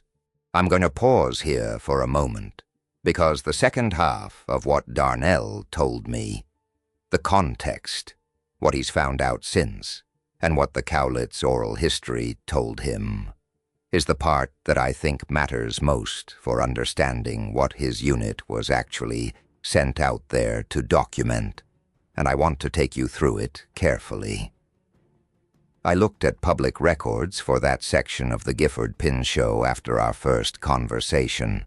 The lava field Darnell described corresponds to an unnamed terrain feature at approximately 5,100 feet on a northeast-facing ridge in the upper Cispus drainage. It appears in USGS topographic quadrangle maps as undifferentiated volcanic terrain. There are no trails, no designated camping areas, no documented facilities or features of recreational or scientific interest in the surrounding area. The nearest maintained public trailhead is several miles south. The nearest administrative access road from the north is gated and listed in the Forest Service Road Management Database as administrative access only. There is one piece of public record that is directly relevant to that drainage and that ridge, not in a government database, in a digitized collection of oral history recordings from a Cowlitz tribe cultural documentation project, accessible through the Washington State Digital Library Archive. The recordings were made in the early 1980s, when tribal members shared traditional ecological knowledge with a university research team as part of a cultural preservation effort. The Cowlitz people have lived in the Cascades of southwestern Washington since long before European contact. The Cispus River drainage and the high country above it is their ancestral territory in the most fundamental sense, the territory where their practical knowledge of the land was built and tested across hundreds of generations. In the oral history collection, there is a section of recordings from an elder whose name I won't use here, describing different zones of the high Cascades and what her family had historically known about each zone, where certain plants grew at certain times of year, where certain animals moved, where certain practices were appropriate and where they weren't. She characterized the Cispus drainage positively. Good hunting, good gathering. Her grandparents had camped there every fall within living memory. But she drew a clear distinction between the lower Cispus country and the high ridges to the north and northeast above a certain elevation. The high ridges, she said, were watched, not dangerous in the way that unstable terrain is dangerous, not hostile in the way some high alpine environments are hostile to the unprepared. Watched. She used a Cowlitz word that the translator rendered as attended to or observed. Her grandfather's rule about those northeast-facing slopes above a certain elevation was simple. You could go up during the day, during the middle hours when the light was direct, and you could see in all directions. You came down before dark without exception, and you did not go near the places where the ground appeared different. She described this as ground that looks like water has pooled on a dry day. She didn't elaborate on what she meant. She just named it as the marker. And she said this: the forest people, the large ones that different tribes across the range referred to by different names, that were real and present in the Cispus country as far back as the family's oral history went. The forest people stayed to the lower elevations on those particular ridges. They stayed below a certain line on the northeast-facing slopes. They didn't camp above it. I have listened to that recording 4 times. Each time, I listen to the part about the forest people and the elevation line. I think about Darnell on the 5th day, calling the phone number, and the man on the other end saying the southwest caller had moved 12 miles west in 3 days. I think about what moves 12 miles in 3 days in a specific direction at altitude in October in the Cascades, and why it might be moving in that direction. I think about the tracks the unit had been documenting all week, all of them trending south and west, away from the high ridge, away from the northeast-facing slopes above 5,100 feet, away from something. The Cowlitz elder said the forest people stayed to the lower elevations, not because the terrain prohibited them above a certain line. A 700-pound primate can navigate volcanic terrain as easily as any other surface, not because food was scarce above the line. The subalpine zone in the Cascades is productive in October, full of late berries and small mammals. The forest people stayed low because of something above that line that they understood and accommodated, as if by agreement. That phrase, as if the forest people had reached an accommodation with whatever was on the high ridge, the way you reach an accommodation with a neighbor whose property you don't enter, whose territory you respect not out of weakness, but out of recognition that entering it carries a cost that isn't worth the territory you'd gain. As if they'd assessed what was up there and made a decision, not collectively, not consciously, but over generations, through accumulated experience of what happened when the line was crossed and what didn't happen when it wasn't. The neighbor had been there longer. Darnell doesn't have a theory about what is on that lava field.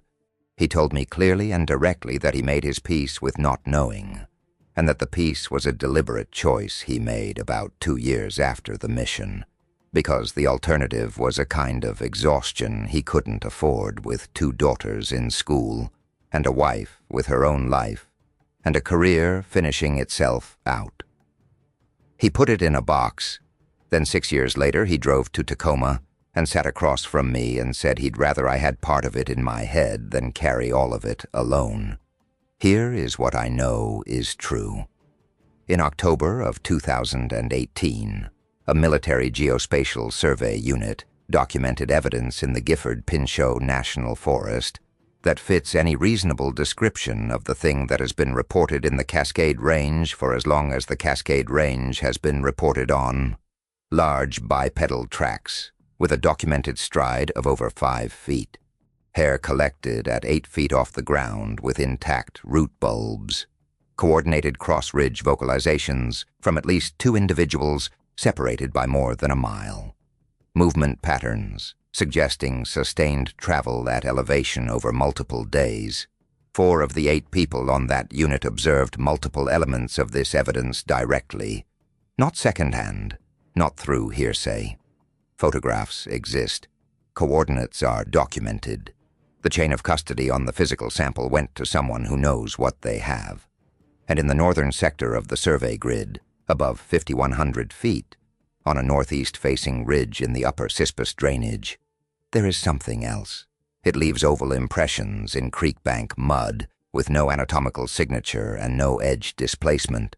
It broke 140 yards of subalpine tree line at 8 to 10 feet in a single night from inside out in a consistent direction.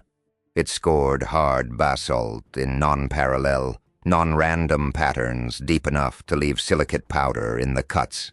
It produced an air quality effect that 6 experienced people described independently and consistently as wrong pressure. The birds that work the Cascades subalpine in October avoided the lava field entirely for the duration of the team's presence there. The large, capable, apparently intelligent primate that occupies the upper range of the Cascade food chain chooses to avoid this thing, has been choosing to avoid it systematically over enough time that a tribe with 10,000 years of continuous presence in that territory knows the avoidance and has a word for what drives it. The Cowlitz elders rule, come down before dark. Don't go near the ground that looks like water on a dry day. Don't sleep on the high northeast-facing ridges. That's a long-established rule. It doesn't require understanding what's up there. It doesn't require knowing the history of the arrangement or what the thing on the high ridge does when the arrangement is violated, or how the forest people learned the line. It just requires knowing the rule exists and following it. Darnell Briggs is retiring in November and staying in Yelm. He drives past the Gifford Pinchot entrance twice a year on the interstate and doesn't take the exit. He said, "Whatever is on that ridge, it stays there." The Cowlitz people worked out a stable arrangement with it over 10,000 years. The documented creature of the Cascades maintains its own accommodation with it. Come down before dark, don't camp on the high ridges, leave the ground that looks like water alone. That's not a bad arrangement for both sides. The problem is we keep sending people up there who don't know the rule. Someone in the chain of command has to decide whether to tell them. They've decided not to tell them. So instead you get people like me calling a number in the dark every night and not sleeping right for 6 years. He paused. He said, "Just tell people the rule. Whatever is up there, just tell them the rule." He drove back to Yelm in the rain. I drove home on I-5 in the rain and thought about the upper Cispus drainage, about the old growth going up dark and dense from 4,000 feet, about the transition zone where the trees thin and the subalpine opens up, about the lava field at 5,100 feet on the northeast-facing slope with the basalt broken and black and that depression at its center pressed flat in the vegetation. I thought about the marks in the basalt that a primatologist and a geologist and a forensic anthropologist couldn't place in any known category. I thought about 3 oval impressions in creek bank mud 20 yards from where 8 people were sleeping in tents, coming from the north and stopping at the water's edge. Not crossing. The creek is still there. The lava field is still there. In October, the weather closes down, and the Forest Service gates go up on the access roads, and the Gifford Pinchot goes quiet. Just the wind in the old growth, just the sound of the water, just the empty sky above the lava field where the ravens don't work, just the ground up there that isn't empty. The Cowlitz elder's voice on the tape recording was matter-of-fact, the way a person's voice is matter-of-fact when they're conveying something accurate and practical that they know to be true, because it was given to them by someone who knew it to be true before them. She wasn't afraid when she said it. She wasn't warning anyone away dramatically. She was just passing along the rule. Come down before dark. That's all I've got. Whatever is up on that ridge on the northeast-facing slope in the upper Cispus drainage, whatever is old enough that the Cowlitz people have known about it for as long as the Cascades have been known country, old enough that the documented creature of those mountains maintains an accommodation with it that looks like deference, old enough that a military organization with significant resources has a dedicated reporting protocol for the edges of its territory, but no official acknowledgement of what sits at the center. Whatever it is, it stays up there as long as the rule is kept. Come down before dark. Don't go near the ground that looks like water on a dry day. Don't sleep on the high northeast-facing ridges in the upper Cispus drainage. That's the rule. Tell people the rule. The thing about the separate reporting protocol that Darnell has come back to over and over in 6 years is not what it said, but what it implied. A verbal-only addendum delivered through a lieutenant, rather than through standard unit channels. A direct line number on a card with no identifying header. Instructions to call in the field, rather than just at end-of-day reports. All of this implied that the organization on the other end of that number had done this before. Many times, probably. Had a system for receiving and processing reports from the field. Had a way of tracking what units found and cross-referencing it against prior documentation from other units in other locations. Had, as the man on the phone revealed in his casual reference to a model and to predicted movement patterns, an ongoing analytical framework that incorporated new data in real time. This is not the apparatus of an organization that is casually curious about unusual wildlife sightings. This is the apparatus of an organization that is managing an ongoing situation. Darnell has thought about what management of an ongoing situation implies in this context. He's thought about what the man on the phone meant when he said the documentation Darnell's unit was producing was useful. Not curious, not interesting, useful. A word with a specific implication. Useful for what? Useful toward what end? He doesn't know. He's made his peace with not knowing, which means he has thought about it extensively and arrived at the conclusion that he is not going to be able to figure it out from where he stands, and that the attempt to do so is less useful than simply accepting the limit of what he was able to observe directly. What he observed directly was this: a large bipedal creature of undocumented species, present in the Gifford Pinchot National Forest, in numbers suggesting at least 2 individuals in the survey grid, was being actively tracked by an organization with real resources. That organization had enough information to model the creature's movement and to note when the model was wrong, when a known individual had moved farther or faster than the model predicted. That organization had a specific category of documentation protocol that was separate from normal wildlife reporting channels, suggesting either that normal channels were inadequate for this material or that there was a policy decision to keep this material out of normal channels. And that organization, for reasons it did not share with a staff sergeant in a survey unit, had chosen to focus the documentation effort on the edges of something, on the creature as evidence of a territory boundary, rather than as the primary subject of inquiry.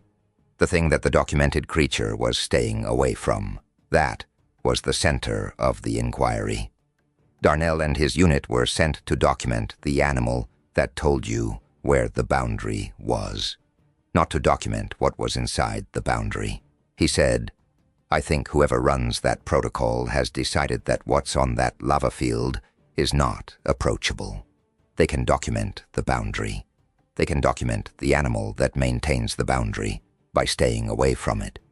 But whatever is inside the boundary, on that high ridge, they can't get close enough to document directly. So they document what responds to it instead. That's a telling limitation. An organization that can send a military survey unit into a national forest with a dedicated phone number and a parallel reporting chain and access to movement prediction models. That organization lacks the capability to directly observe what's inside the boundary. Whatever is on that lava field on the northeast-facing ridge above 5,100 feet in the upper Cispus drainage, it is not approachable by the methods that organization has available, which means either that the terrain prevents direct approach, and the terrain does not prevent direct approach. Darnell's unit went up there on the 6th day without difficulty, or that something about what is up there prevents it. The wrong pressure feeling, the absent birds, the marked basalt, the oval impressions with no anatomical signature, coming from the north and stopping at the creek bank 20 yards from where people were sleeping, not crossing, not crossing. Darnell said the not crossing matters to him more than almost any other detail. A creek 4 feet wide is not a barrier to anything. If what came down that drainage in the night wanted to cross that creek, it crossed that creek, full stop. But it stopped at the creek bank, which means it chose to stop. It came down from the ridge, came to within 20 yards of where people were sleeping and assessed the situation, and then stopped, and either turned and went back up the ridge or did whatever it does instead of turning and going back up the ridge. He doesn't know which. He doesn't know if it's still there, at the creek bank, or somewhere else on the mountain, or in the mountain, or something else entirely for which he doesn't have the conceptual vocabulary. He said, "The most unsettling part of the whole week, looking back, is not the lava field, and not the marks in the basalt, and not even Kern sitting up at 2 in the morning, saying something was moving with no sound signature.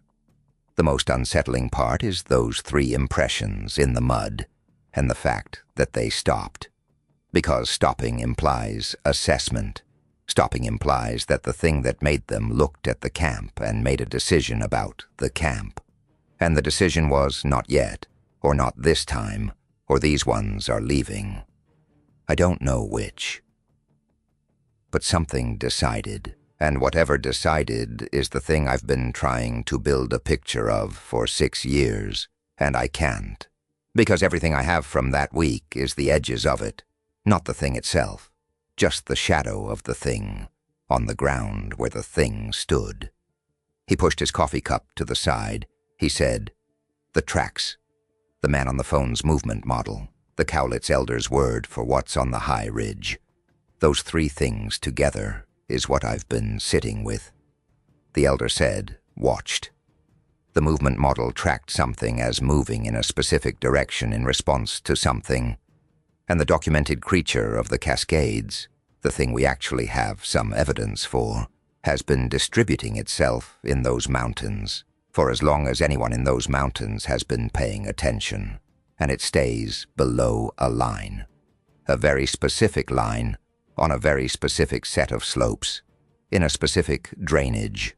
Not everywhere in the Cascades. In this drainage, on these slopes, above this elevation. A line you can see in the track record if you look at it the right way, which the people with the movement model have clearly been looking at it the right way. The line's held for a long time. The Cowlitz people's rule held for as long as the Cowlitz people had the rule. The documented creature's accommodation held. Whatever arrangement was in place between the high ridge and everything below it held, generation after generation, maintained not by enforcement, but by the simple logic of what happens when the arrangement breaks down. And then, in October of 2018, a military survey unit went up into the northern sector of a survey grid on the northeast-facing ridge above the upper Cispus drainage, and spent a day on the lava field at 5,100 feet, and that night something came down from the ridge to the creek bank 20 yards from their camp and stopped. Darnell thinks it let them leave. He said this to me twice, and he's clear about what he means by it. He doesn't think the thing on the ridge was unable to prevent them from leaving. He thinks it assessed the situation and determined that what had come up onto the lava field was temporary. A survey team, not a settlement, not a repeated incursion, and that the appropriate response was to let it pass. The way you let a temporary thing pass without addressing it directly, and then it's gone, and the arrangement continues. He said, "What would have happened if we'd stayed? If we'd come back the next morning and the morning after that?" I think about that sometimes, not in a frightened way, just as an analytical question. The movement model had the documented creature moving faster than expected. That creature was moving away from something. The question of whether what it was moving away from was moving toward us, or whether its assessment of us was the thing that caused the creature to move. Those are two different situations with different implications, and I don't know which one it was. And not knowing which one it was is something I've learned to hold without needing to resolve. He is not, by his own assessment, a frightened man. He is a methodical man who encountered something in a national forest in Washington state that he could not explain and could not adequately document, who was operating within a chain of command that had a protocol for the situation, but did not share the content of the protocol with the people it sent into the field. He did his job. He documented what he could document. He pulled his team out when he was told to pull them out. He held back the creek bank photographs because something told him to, and he's not entirely sure what that something was. He said, "I think there's a version of this where I handed over those photographs and the man with the laptop used them to justify sending someone else back up there. Someone with more gear and more clearance and a different set of instructions than I had. And I think that might have gone differently than our week went. Because we went up there with cameras and a phone number and an instruction not to crowd whatever we found. That's a posture that communicates something. Whatever is on that high ridge read that posture and made a decision about it. If someone went up there with a different posture and different intentions, I don't know that the decision would be the same." He paused. He said, "The arrangement works because both sides are maintaining it. The Cowlitz people maintained their end of it for 10,000 years. The documented creature maintains its end of it by staying below the line, and whatever is on that ridge maintains its end of it by not coming down below the creek bank. When somebody violates the terms, I think the terms change.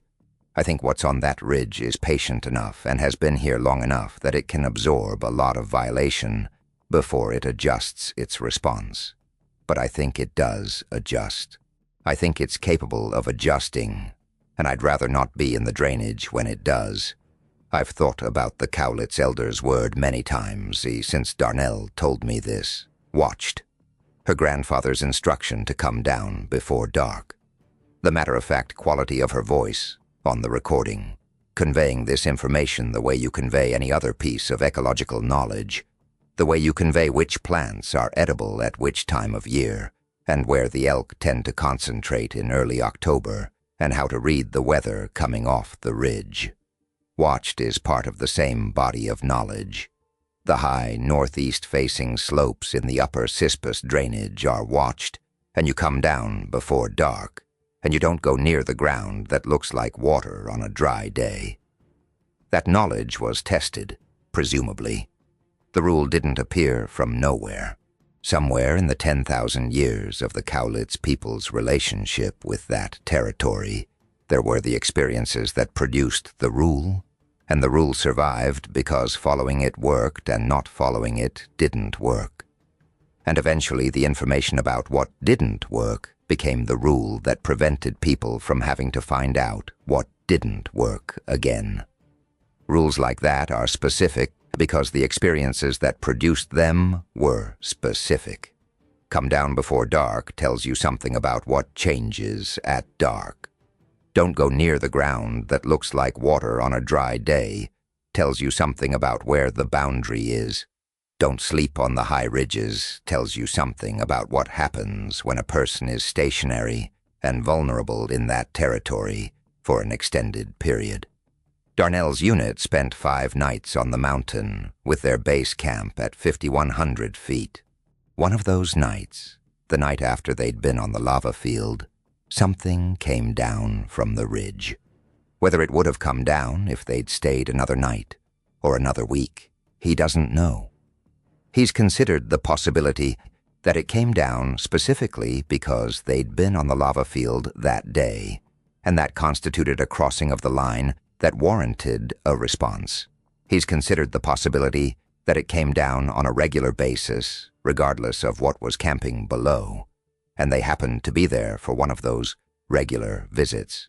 He's considered the possibility that Kern is right, and that what came down that night was not the same as what made the oval impressions, that there were 2 different entities involved, the thing that rested in the depression on the lava field and something else that came down the drainage at night with no sound signature. He's considered all of these and hasn't been able to resolve any of them. He said, "What I'm left with is the thing I'm actually left with, which is that the arrangement is old, and it mostly holds, and I was part of a small incursion into the edge of it that didn't tip anything over, probably because my unit was well-behaved and temporary, and the thing on the ridge assessed us accurately. I got lucky in the sense that I was sent up there by people who knew enough not to send me up there armed and aggressive. The separate protocol implied a posture of observation rather than engagement. That was the right posture. Not because it was polite, but because it was the posture that fit the terms of the arrangement." He looked out the window at Pacific Avenue, at the traffic in the rain, and the ordinary Tuesday evening of Tacoma going on outside the diner window, as if none of this existed, which it mostly doesn't, for most people, most of the time. He said, "The man with the laptop who took the drive. I wonder sometimes who he reports to, how far up the chain this goes, whether there's a room somewhere with a map of the Cascades and an elevation line marked on it, and a note about what's above the line, and a protocol for keeping people away from it. Whether the terrain validation exercise designation is the standard approach. Send in a survey unit, document the edges, characterize the exclusion zone. Don't get close enough to disturb anything. Whether this has been the approach for a long time. Whether the approach exists because at some point someone tried a different approach and it went badly, and this is the result." He shrugged. He said, "I don't know any of that. I know what I saw and what I documented and what I held back. And I know that 6 years later I'm sitting in a diner in Tacoma, telling you about it because I'd rather the information exist somewhere outside my own head than disappear when I do."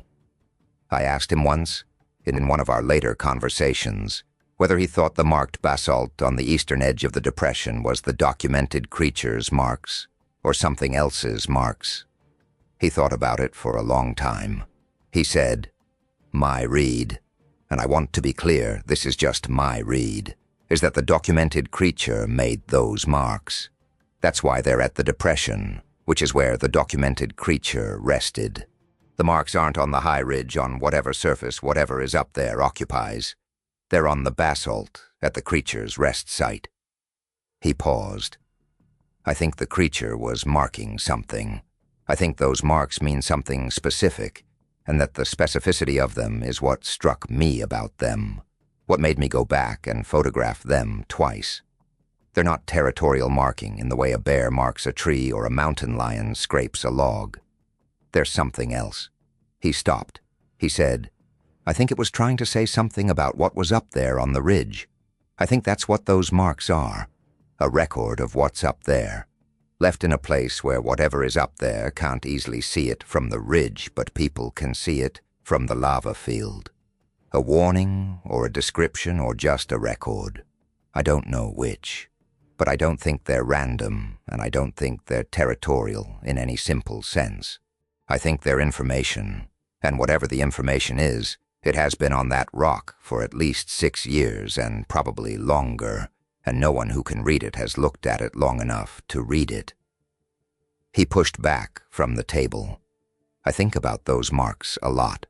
I've looked at Darnell's photographs of them many times. They have a quality that is hard to articulate, not random, not mechanical, not the product of weather or biological process, not the territorial marking of any known animal, not anything I have a name for. The primatologist I showed the photographs to said she'd never seen anything like them in the primate literature. The forensic anthropologist said they reminded her, structurally, of something, and then couldn't finish the sentence in a way that satisfied her, and put the photographs down. The geologist said, person with a rock, and left it there. There is something in those marks that wants to be read. I don't say that impressionistically. I say it because of the way they're organized on the face of the basalt, the way some marks are clearly more significant than others, by their depth and their placement, the way they cluster in ways that suggest grouping rather than accumulation. Something organized that way was organized by something with the capacity to organize, which tells you something about the documented creature's cognitive architecture, and that alone is significant information, independent of what the marks actually mean. Darnell said, I wish I'd photographed them longer. I wish I'd been less concerned about the feeling on that field and more patient with the documentation. But I was there, and I felt what I felt, and I photographed what I photographed and pulled my team south. He paused. That was the right call, given what I knew. I'd make the same call again, but I'd have photographed the marks for another 20 minutes before I made it. There is one more thing he told me, and he told me on the 4th conversation, the most recent one, the one where I'd pushed him again on specific details. He told me because I asked the right question, which was this. In the 2 calls you made to the number during that week, before the lava field day, did the man on the phone ever say anything about whether anyone else had been up there before? Darnell was quiet for a moment. Then he said, he asked about the hair sample, whether the fibers had root structure. He asked it in a way that suggested he was hoping they did. And then he said the sample would be useful to confirm something. He used the word confirm, not determine. He'd said determine on the earlier call, when we'd talked about the prints, whether the sample would help determine the source. On the hair call, he said, confirm. I noticed it at the time and filed it away, and I'm telling you now because you asked. Confirm, not determine. The distinction between confirming something and determining something is the distinction between verifying a conclusion you've already reached through prior evidence and establishing a new conclusion from new evidence. The man on the phone, when Darnell described the hair sample with root bulbs intact, switched from the language of establishing new conclusions to the language of verifying existing ones, which implies that before Darnell's unit went into that survey grid, the organization on the other end of that number already believed they knew what was in the grid. The survey was not to find out whether something was there. The survey was to produce documentation confirming what they already believed was there. and the addendum about not reporting it through standard channels was to ensure that the documentation stayed within their system, didn't enter the normal wildlife or land management records where it might generate questions or public attention. Managing an ongoing situation. Darnell said, that changes how I read the whole week. We weren't sent up there to discover something. We were sent up there to document something that was already known, in a way that would be useful for purposes we weren't told. The prints, the vocalizations, the hair, the lava field. They already had data on all of that. They needed ground truth documentation from a team with the right equipment and clearance to produce documentation they could use internally. We were producing documentation for a file that already existed, adding to it, not starting it. He paused. He said, which means there's a file somewhere on whatever is in that drainage, on the documented creature and on what the documented creature avoids. A file that has been accumulating for some period of time, from some number of teams who've gone into that area under various covers. A terrain validation exercise? Probably. Most of the time. And the file is large enough and the situation is established enough that the man on the phone has a model for the creature's movement and can note when the model is wrong in real time. That's not a file you build in a year. He looked at his coffee. He said, I wonder sometimes who else was up there. What other teams, in other years, documented other weeks in those drainages. Whether any of them went onto the lava field. Whether any of them came back with photographs of the basalt marks and handed them over. Whether anyone has been trying to read those marks for a long time and hasn't been able to. Or has been able to, and the reading of them is in the file, and the file is somewhere, and the file will stay somewhere. Because the alternative is to do something with the information, and whatever something would look like in that context seems likely to disturb the arrangement that has been stable for a long time. He stood up. He said, down before dark. That's the rule. That's what I've got. Whatever is up there, that's the rule. He drove back to Yelm. It is October as I write this, 6 years to the month after Darnell's unit was in that drainage. The Gifford Pinchot is going into its fall quiet. The elk are moving down toward the lower elevations. The bears are looking for den sites. The last of the hunters are coming out of the back country. The Forest Service gates on the upper access roads will go up soon. The gates with the combination locks that match the numbers in survey team tasking packages. The old growth above 4,000 feet in the upper Cispus drainage will be as empty of people as it gets. Just the wind. Just the creek. Just the ravens working the ridges that aren't the northeast-facing ridge above 5,100 feet, because the ravens don't work that one. The lava field is there, the depression is there, its vegetation probably recovered somewhat from 6 years of weather, but the substrate, compressed by whatever rested in it, still different from the surrounding field, still legible to someone who knows how to read it. The basalt marks are there, the cuts still white in the grooves or slowly weathering toward the color of the surrounding rock. The damaged tree line is there, 6 years of recovery bringing the broken trees through the early stages of decay, the snapped trunks softening and the nurse log sequence beginning, but the 140-yard line of the damage still readable in the height and consistency of what came down. The creek bank 20 yards from where the tents were is there. The impressions in the mud are long gone, washed away in 6 years of October rains and spring snowmelts. But the creek is there, and whatever came down that creek bank in the night and stood at the water's edge and looked at a camp of sleeping people and decided to let them pass, that is presumably still there too. Up on the high ridge on the northeast-facing slope, in the terrain above 5,100 feet, that the Cowlitz people's rule says you come down from before dark. I don't know what it is. I've offered you everything Darnell gave me and everything I could find in public records, and I still don't know what it is. I know it's old.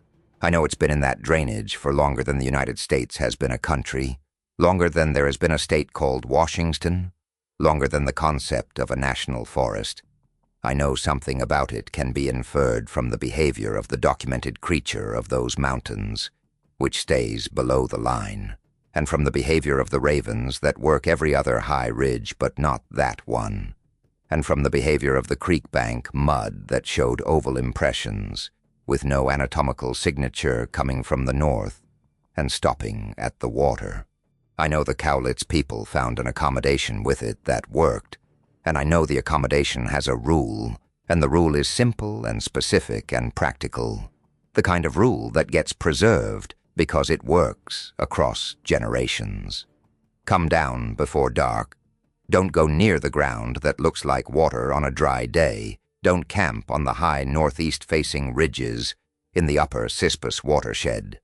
And if you see a large bipedal track in the subalpine zone of that drainage, moving south and west, trending away from the high ridge at 5,100 feet, understand that the track is not the subject. The track is telling you where the subject is. The track is the evidence of the boundary. The documented creature makes that track, and that track bearer tells you what is above it, the way a shoreline tells you where the sea is. Come down before dark. That's all. That's the rule. Tell people the rule. There is something I want to circle back to, something Darnell mentioned on our second conversation that I've been thinking about since, and that I think illuminates everything else. He mentioned it almost in passing, the way people mention things that they've lived with long enough that they've stopped recognizing them as unusual.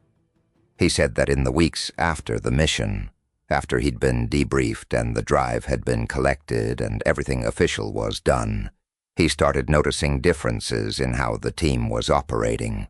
Not dramatic differences, small ones. Kern was quieter than before, and Kern had always been quiet, but this was a different quality of quiet, more internal, more contained, as if he was processing something continuously that he didn't have vocabulary for. Alcott, who had been confident and forward-moving in the field throughout the week, became more careful, not less capable, more careful.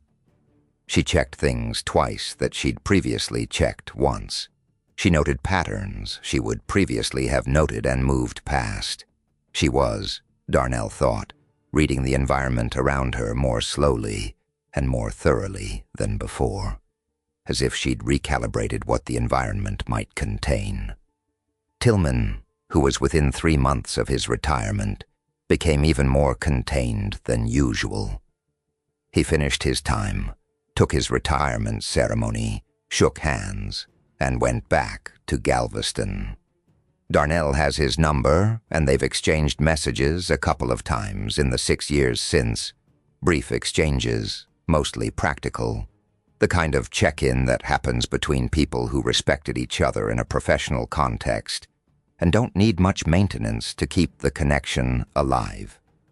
In one of those exchanges, about a year after the mission, Tillman wrote 3 sentences that Darnell still has on his phone.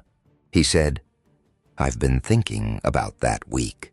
I don't have a framework for it that satisfies me. I've stopped trying to build one." That's a remarkable thing for a man like Tillman to say. 30 years of service produces people who are good at building frameworks, at taking information and organizing it into something actionable. Tillman was very good at this.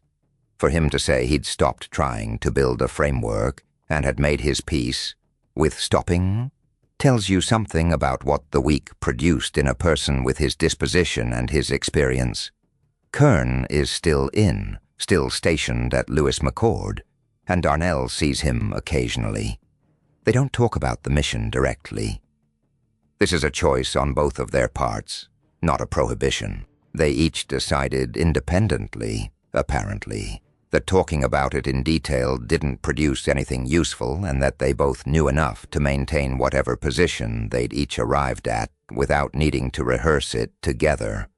Darnell said he and Kern had one conversation, about 4 months after the mission, that covered the main points, and then they tacitly agreed to leave it there. He said, "Kern said one thing in that conversation that I've come back to many times. He said, the thing that runs parallel to you through the trees, that stays 20 yards out and matches your pace. That's one thing. The thing that comes down from the ridge at night, with no sound signature and stops at the creek bank. That's another thing. And the fact that those two things coexist in the same drainage says something about the drainage. He wouldn't say what it said about the drainage. But the coexistence of them, as he put it, was the thing he kept coming back to." Alcott left the military about a year after the mission, well before her contract was up. She took a job with a wildland fire management contractor in Oregon, and as far as Darnell knows, is still doing that work. He doesn't have a current number for her.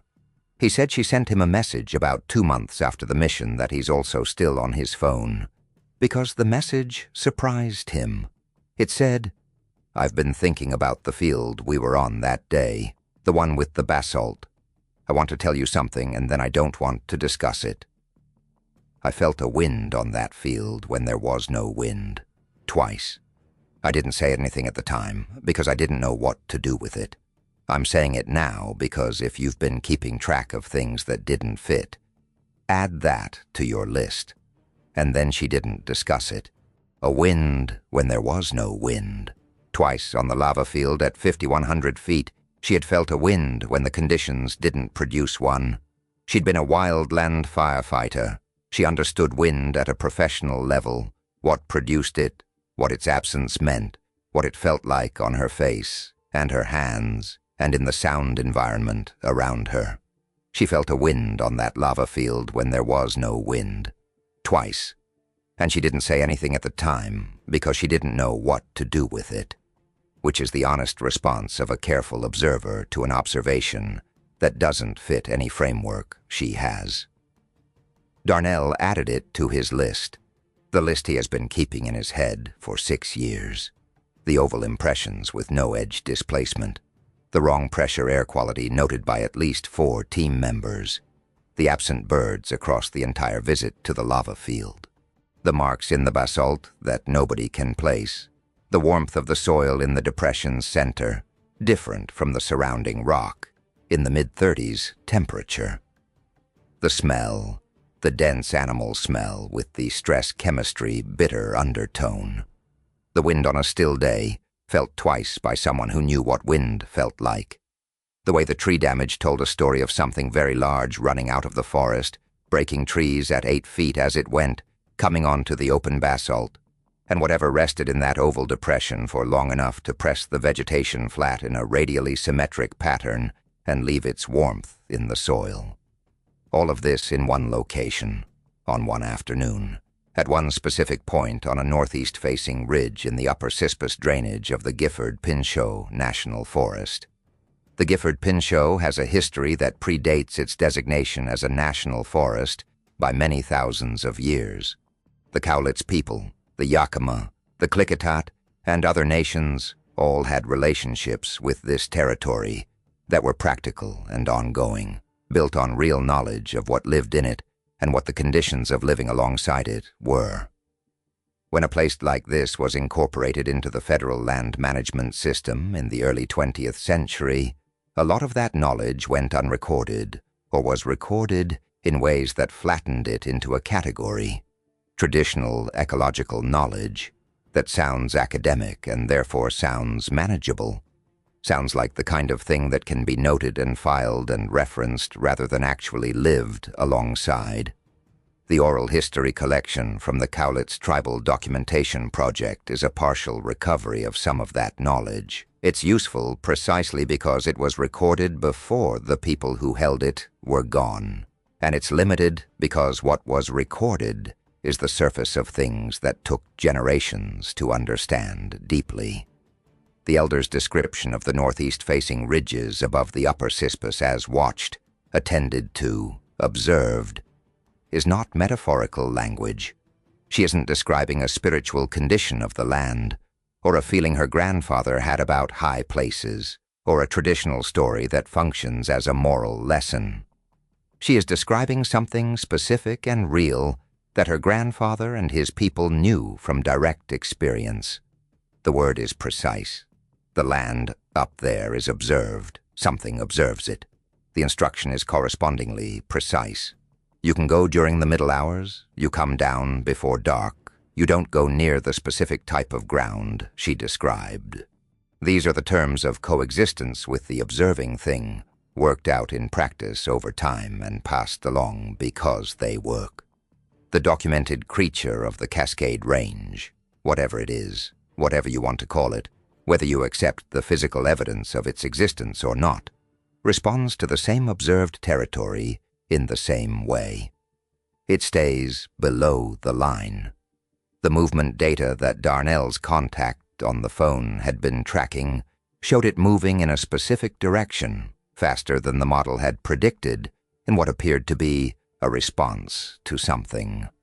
Moving away from the territory on the northeast-facing ridge, or in the direction the movement model anticipated based on prior behavior, or in whatever direction it moves when the conditions on the high ridge change in ways that affect where it's comfortable going. The model had it moving west. The southwest caller had moved 12 miles west in 3 days. What would cause a large, capable, highly mobile primate to move 12 miles in 3 days in a specific direction? Pursuit by something larger would do it. But nothing in the Cascade Range is larger. Disruption of habitat would do it. But the habitat wasn't disrupted. No logging, no fire, no major weather event in that period. Change in the behavior of something else in the habitat that affected where the documented creature felt secure would do it.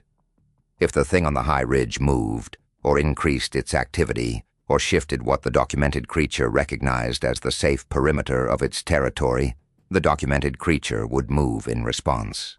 The model tracking the documented creature's movement and noting when the movement was faster than predicted was, in effect, tracking the behavior of the thing on the high ridge indirectly through the documented creature's response to it. The man on the phone saying the movement was farther west than anticipated wasn't commenting on the documented creature's behavior specifically. He was commenting on what the documented creature's behavior implied about the thing the documented creature was responding to. He was telling Darnell, in the only language the protocol apparently allowed, that whatever was on the high ridge had done something that caused the documented creature to move faster than usual. And that faster-than-usual movement had brought it into the survey grid, into the range where Darnell's unit was operating, and had produced the evidence they'd been finding all week. The tracks, the vocalizations, the hair, all of it was the displaced creature pushed into the survey grid by whatever had shifted on the high ridge.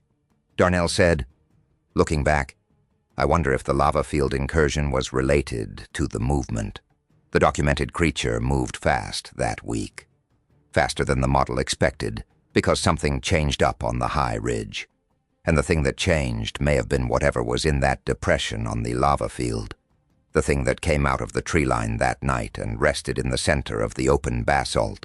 If that thing moved, if it came down from the high ridge onto the lava field, the documented creature would have moved out of the area at exactly the rate the movement model was failing to account for. It was running in front of something that was itself moving. And we walked up onto the lava field the day after that happened. He thought about that for a moment. He said, I don't know if the day after is when you want to be up there.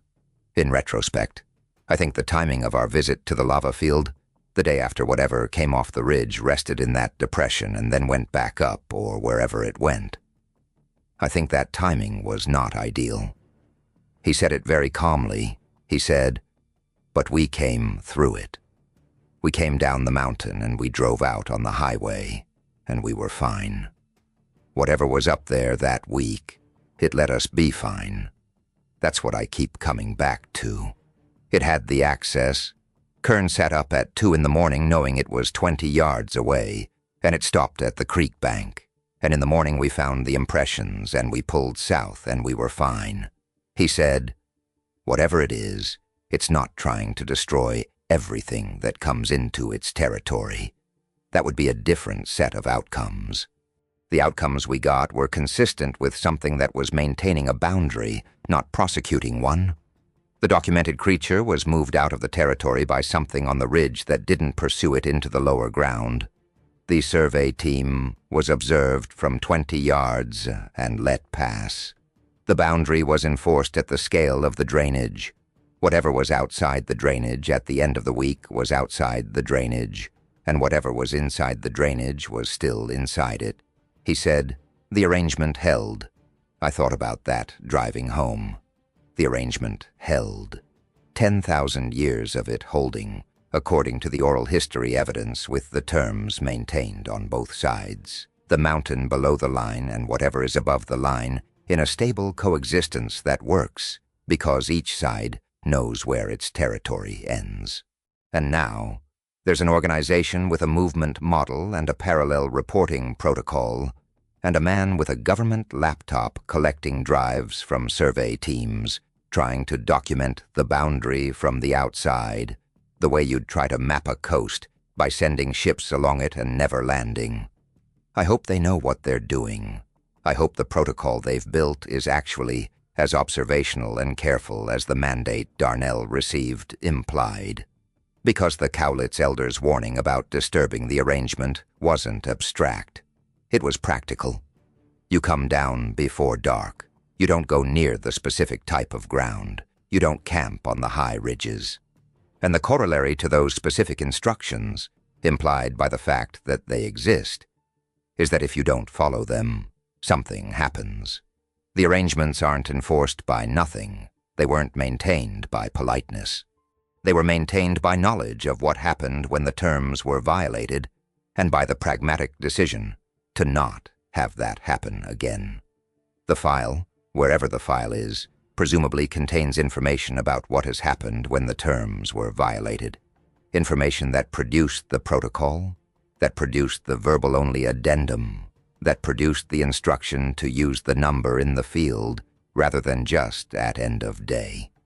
That kind of urgency in a protocol suggests prior experience of situations developing quickly, of situations requiring real-time guidance rather than after-action communication. Someone, at some point, was in a situation in that drainage or one like it and needed guidance faster than a day-end call could provide. The protocol changed to accommodate that. The protocol exists because something happened that made a protocol necessary, and the protocol was designed to prevent whatever that was from happening again. And part of preventing it from happening again is having survey teams understand that the documentation is not the subject. The documentation is the edges. The subject is what's inside the boundary, on the high ridge, on the northeast-facing slopes above 5,100 feet, which is not approached directly, not documented directly, only gestured at through the behavior of everything that stays away from it. The subject is what Darnell and his unit got to within 20 yards of in the dark on a night in October, when something came down from the ridge to the creek bank and stopped, and let them leave, come down before dark. The creek is still there. The drainage is still there. The rule is still there, recorded in a digitized oral history archive accessible through the Washington State Digital Library, preserved in the voice of a woman who received it from her grandfather, who received it from someone before him, all the way back to whenever the knowledge was first tested and found accurate. The arrangement is still there, maintained on both sides, by whatever is on the high ridge and by the documented creature of the Cascades that stays below the line, and by the organization with the movement model that documents the edges, and by the practical wisdom of the people who have always lived in those mountains and know what they live alongside. Come down before dark. That's the rule. That's all I've got. Whatever is up there on the northeast-facing ridge in the upper Cispus drainage of the Gifford Pinchot National Forest, whatever is old enough that the whole structure of the Cascade ecosystem organizes itself in relationship to it, whatever leaves oval impressions in creek bank mud with no anatomical signature, whatever scored the basalt in patterns that nobody can read, whatever rested in that depression at 5,100 feet one October night 6 years ago, and left warmth in the soil and the smell of an animal that had been frightened and far from home. Whatever it is, the rule applies to it. Come down before dark. Let me tell you what I've learned from looking at this from the outside, from doing the research that Darnell couldn't do while he was inside the chain of command, and then didn't have the energy to do in the years when he was just trying to put it in a box. Because there is a context for what happened in that drainage in October of 2018, and the context is both broader and older than a single survey mission. The Gifford Pinchot National Forest was established in its current form in 1949, though the protected status of that land in various forms goes back to Theodore Roosevelt's administration in the early 1900s, before federal management, before the timber industry moved into the Cascades in a major way, before the ranching and homesteading that came through the valley bottoms in the second half of the 19th century. The Cascade Range, in what is now southwestern Washington, was managed in a different sense, managed in the way that the Cowlitz, Yakima, Klickitat, and other nations managed it, which means not managed in the extractive sense, but understood in the detailed practical sense of a people who have been in a territory long enough to know what it contains and what the conditions of coexistence with all of it are. That knowledge was wide and deep. It covered the productive aspects, where to find camas, where the elk concentrated in different seasons, where the salmon ran and how to read the water for their presence, and it covered what I'd call the limiting conditions, the specific places and times and situations where the normal rules of movement didn't apply, where extra caution was required, where the relationship between the human presence and the non-human presence in the watershed required specific behavior to remain stable. The northeast-facing ridges above the upper Cispus was one of those places. The rule was specific. Middle hours, come down before dark, avoid the anomalous ground. It was not a general rule about high places being dangerous. It was not a spiritual prohibition of the kind that prohibits approach to a site for reasons of cultural sanctity. It was a practical instruction about a specific set of conditions in a specific location, based on specific knowledge of what those conditions produced when the instruction wasn't followed. The instruction wasn't the only one of its kind in the Cowlitz territory, or in the territories of the other nations in the Cascade Range. Similar instructions appear elsewhere in the oral history record. Most of those instructions are vague in the public record, either because the specifics were never recorded or because the recordings that exist are not in publicly accessible archives, or because the information was considered too specific and too consequential to put in a form that anyone could access without context. The Cowlitz elder's recording is unusually specific, which may be because she was speaking to a university research team with whom she felt some version of the preservation urgency that motivates elders to share knowledge they would otherwise hold more carefully.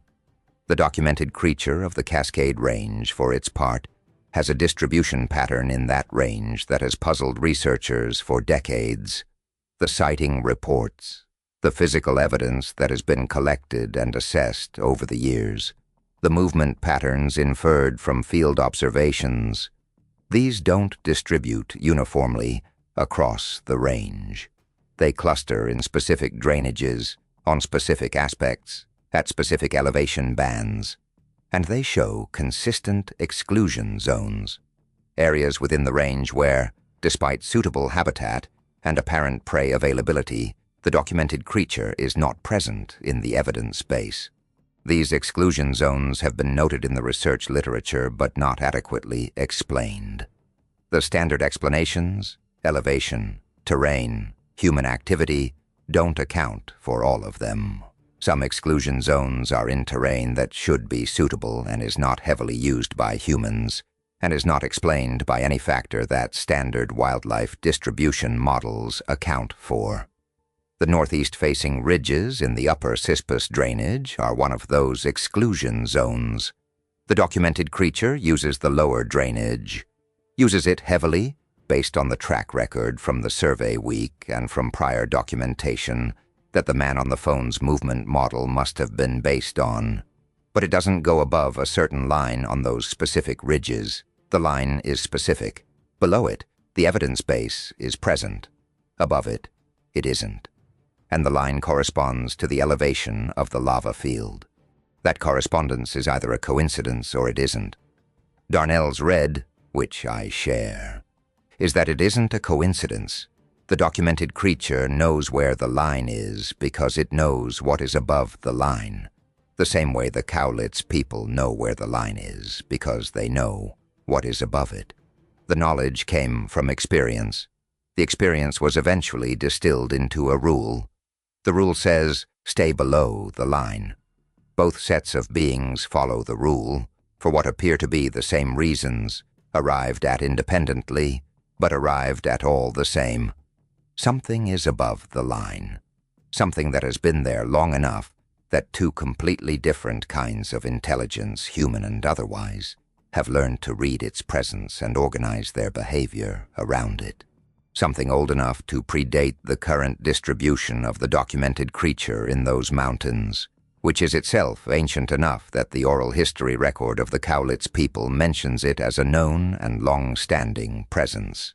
If the forest people have been in the Cascade Range for thousands of years, and they have known the thing on the northeast-facing ridge for the full duration of that presence, the thing on the northeast-facing ridge has been there at least as long as they have, and possibly much longer. The oval impressions in the creek bank mud with no anatomical signature suggest something whose relationship to the ground is different from anything that walks or crawls or burrows on the surface of the ground. Moving through it, Darnell said, not walking on it, moving through it. That quality, whatever it means physically, whatever mechanism produces that relationship between the organism and the substrate, implies something so fundamentally different from the biology of everything else on Earth that I don't know what category to put it in. I don't have a category for it. Neither does anyone else who has looked at those photographs. The Cowlitz elder didn't have a category for it either. Probably because you don't build a category for something you've learned to avoid. You just learn to avoid it, and you pass along the rule that produces the avoidance, and the category stays open because filling it in requires a kind of inquiry that the rule specifically prohibits. The rule says don't go near the anomalous ground, don't stay in its territory after dark, don't sleep on the high ridges where it observes. The rule doesn't say inquire into what it is and build a wide and deep biological and physical understanding of its nature. The rule says maintain the coexistence, which you do by maintaining your end of it, which means staying below the line. The organization with the movement model and the parallel reporting protocol is trying to build the wide and deep understanding without violating the rule, documenting the boundary without crossing it, characterizing the exclusion zone without entering it, and they've been doing it long enough that they have models and predictions and real-time tracking capability, which is impressive, and also which suggests that 6 years after Darnell's survey team went into that drainage, and 1 week after a thing with no anatomical signature came down from the ridge and stood at the creek bank 20 yards from sleeping people and went back. 6 years later, someone somewhere has a file that includes that week's documentation and is making decisions based on it. I hope the decisions are the right ones. I hope the protocol they've built is genuinely observational, genuinely oriented toward understanding the arrangement rather than trying to change it, because the arrangement has been stable for a very long time, and whatever maintains it on the other side of the line is not by any available evidence a thing that is constrained by limitations that human intelligence can usefully plan around. It came down from the ridge and stood 20 yards from 8 sleeping people and chose to let them pass, and then went back. That's a level of restraint and assessment that implies a kind of intelligence, operating on a time scale, and with a patience that makes the 6-year timeline of Darnell's processing of this feel very short. Whatever is above the line on the northeast-facing ridge in the upper Cispus drainage has been there longer than the United States, longer than any European contact with the Pacific Northwest, longer than any written record of the Cascade Range. It was there when the Cowlitz people arrived in those mountains, however many thousands of years ago, and established the relationships with the land that produced their knowledge and their rules. It was there when the forest people, the large bipedal creatures that the Cowlitz and their neighbors knew as a real and present part of the ecosystem, arrived in those mountains and worked out their own accommodation with the high ridge. It has watched the timber industry move through the range, and the recreationists, and the wildlife researchers, and now the military survey teams, with their parallel reporting protocols and their movement models. It's watching now, come down before dark. Darnell Briggs is retiring from the United States Army in November. He's going back to coaching soccer and running on weekends and driving past the Gifford Pinchot exit twice a year without taking it. He's at peace with not knowing what was on that ridge, and at peace with having done his job well, and at peace with the choice to hold back the creek bank photographs, and at peace with having eventually sat down in a diner in Tacoma and said what he had to say to someone who would put it somewhere. "The box is a little lighter now," he said. "Not empty, just lighter. The rule is what he wants people to have. Not the file, not the movement model, not the specific coordinates. The rule, come down before dark. That's the end of it. That's all. One final thing." When Darnell drove back to Yelm after our first conversation, I sat in that booth for a while longer than I usually sit anywhere. The diner was quiet in that midweek evening way, the waitstaff restocking and the kitchen doing its prep for the next morning, and the few other customers finishing up. I had my notebook on the table, and I was looking at the notes I'd taken, not reading them exactly, just looking at the pages. And I thought about something the Cowlitz elder said in that recording that I hadn't thought about in the context of Darnell's account until that moment. She said, "The ground up there is not empty." She said it near the beginning of the passage about the northeast-facing ridges, before the rules, before the specific instructions. She said, "The ground up there is not empty," and my grandfather said it had not been empty in any memory going back as far as memory went, and that the thing about ground that is not empty is that it knows when something is standing on it. The ground knows when something is standing on it. I've thought about that in relation to the oval impressions in the creek bank mud with no edge displacement, the impressions that came from the north and stopped at the water and didn't cross. If what the elder said is accurate in even a metaphorical sense, if the ground in that territory is in some way responsive, in some way connected to whatever observes from the high ridge, then whatever came down that drainage in the night didn't just come down the drainage. The ground it traveled over was part of how it traveled. And when it stopped at the creek bank, it stopped because the creek was the boundary of something, not just a feature of the terrain. The water where it stopped was the edge of its ground, and our camp was just beyond the creek, on ground that was not its ground. That's my reading.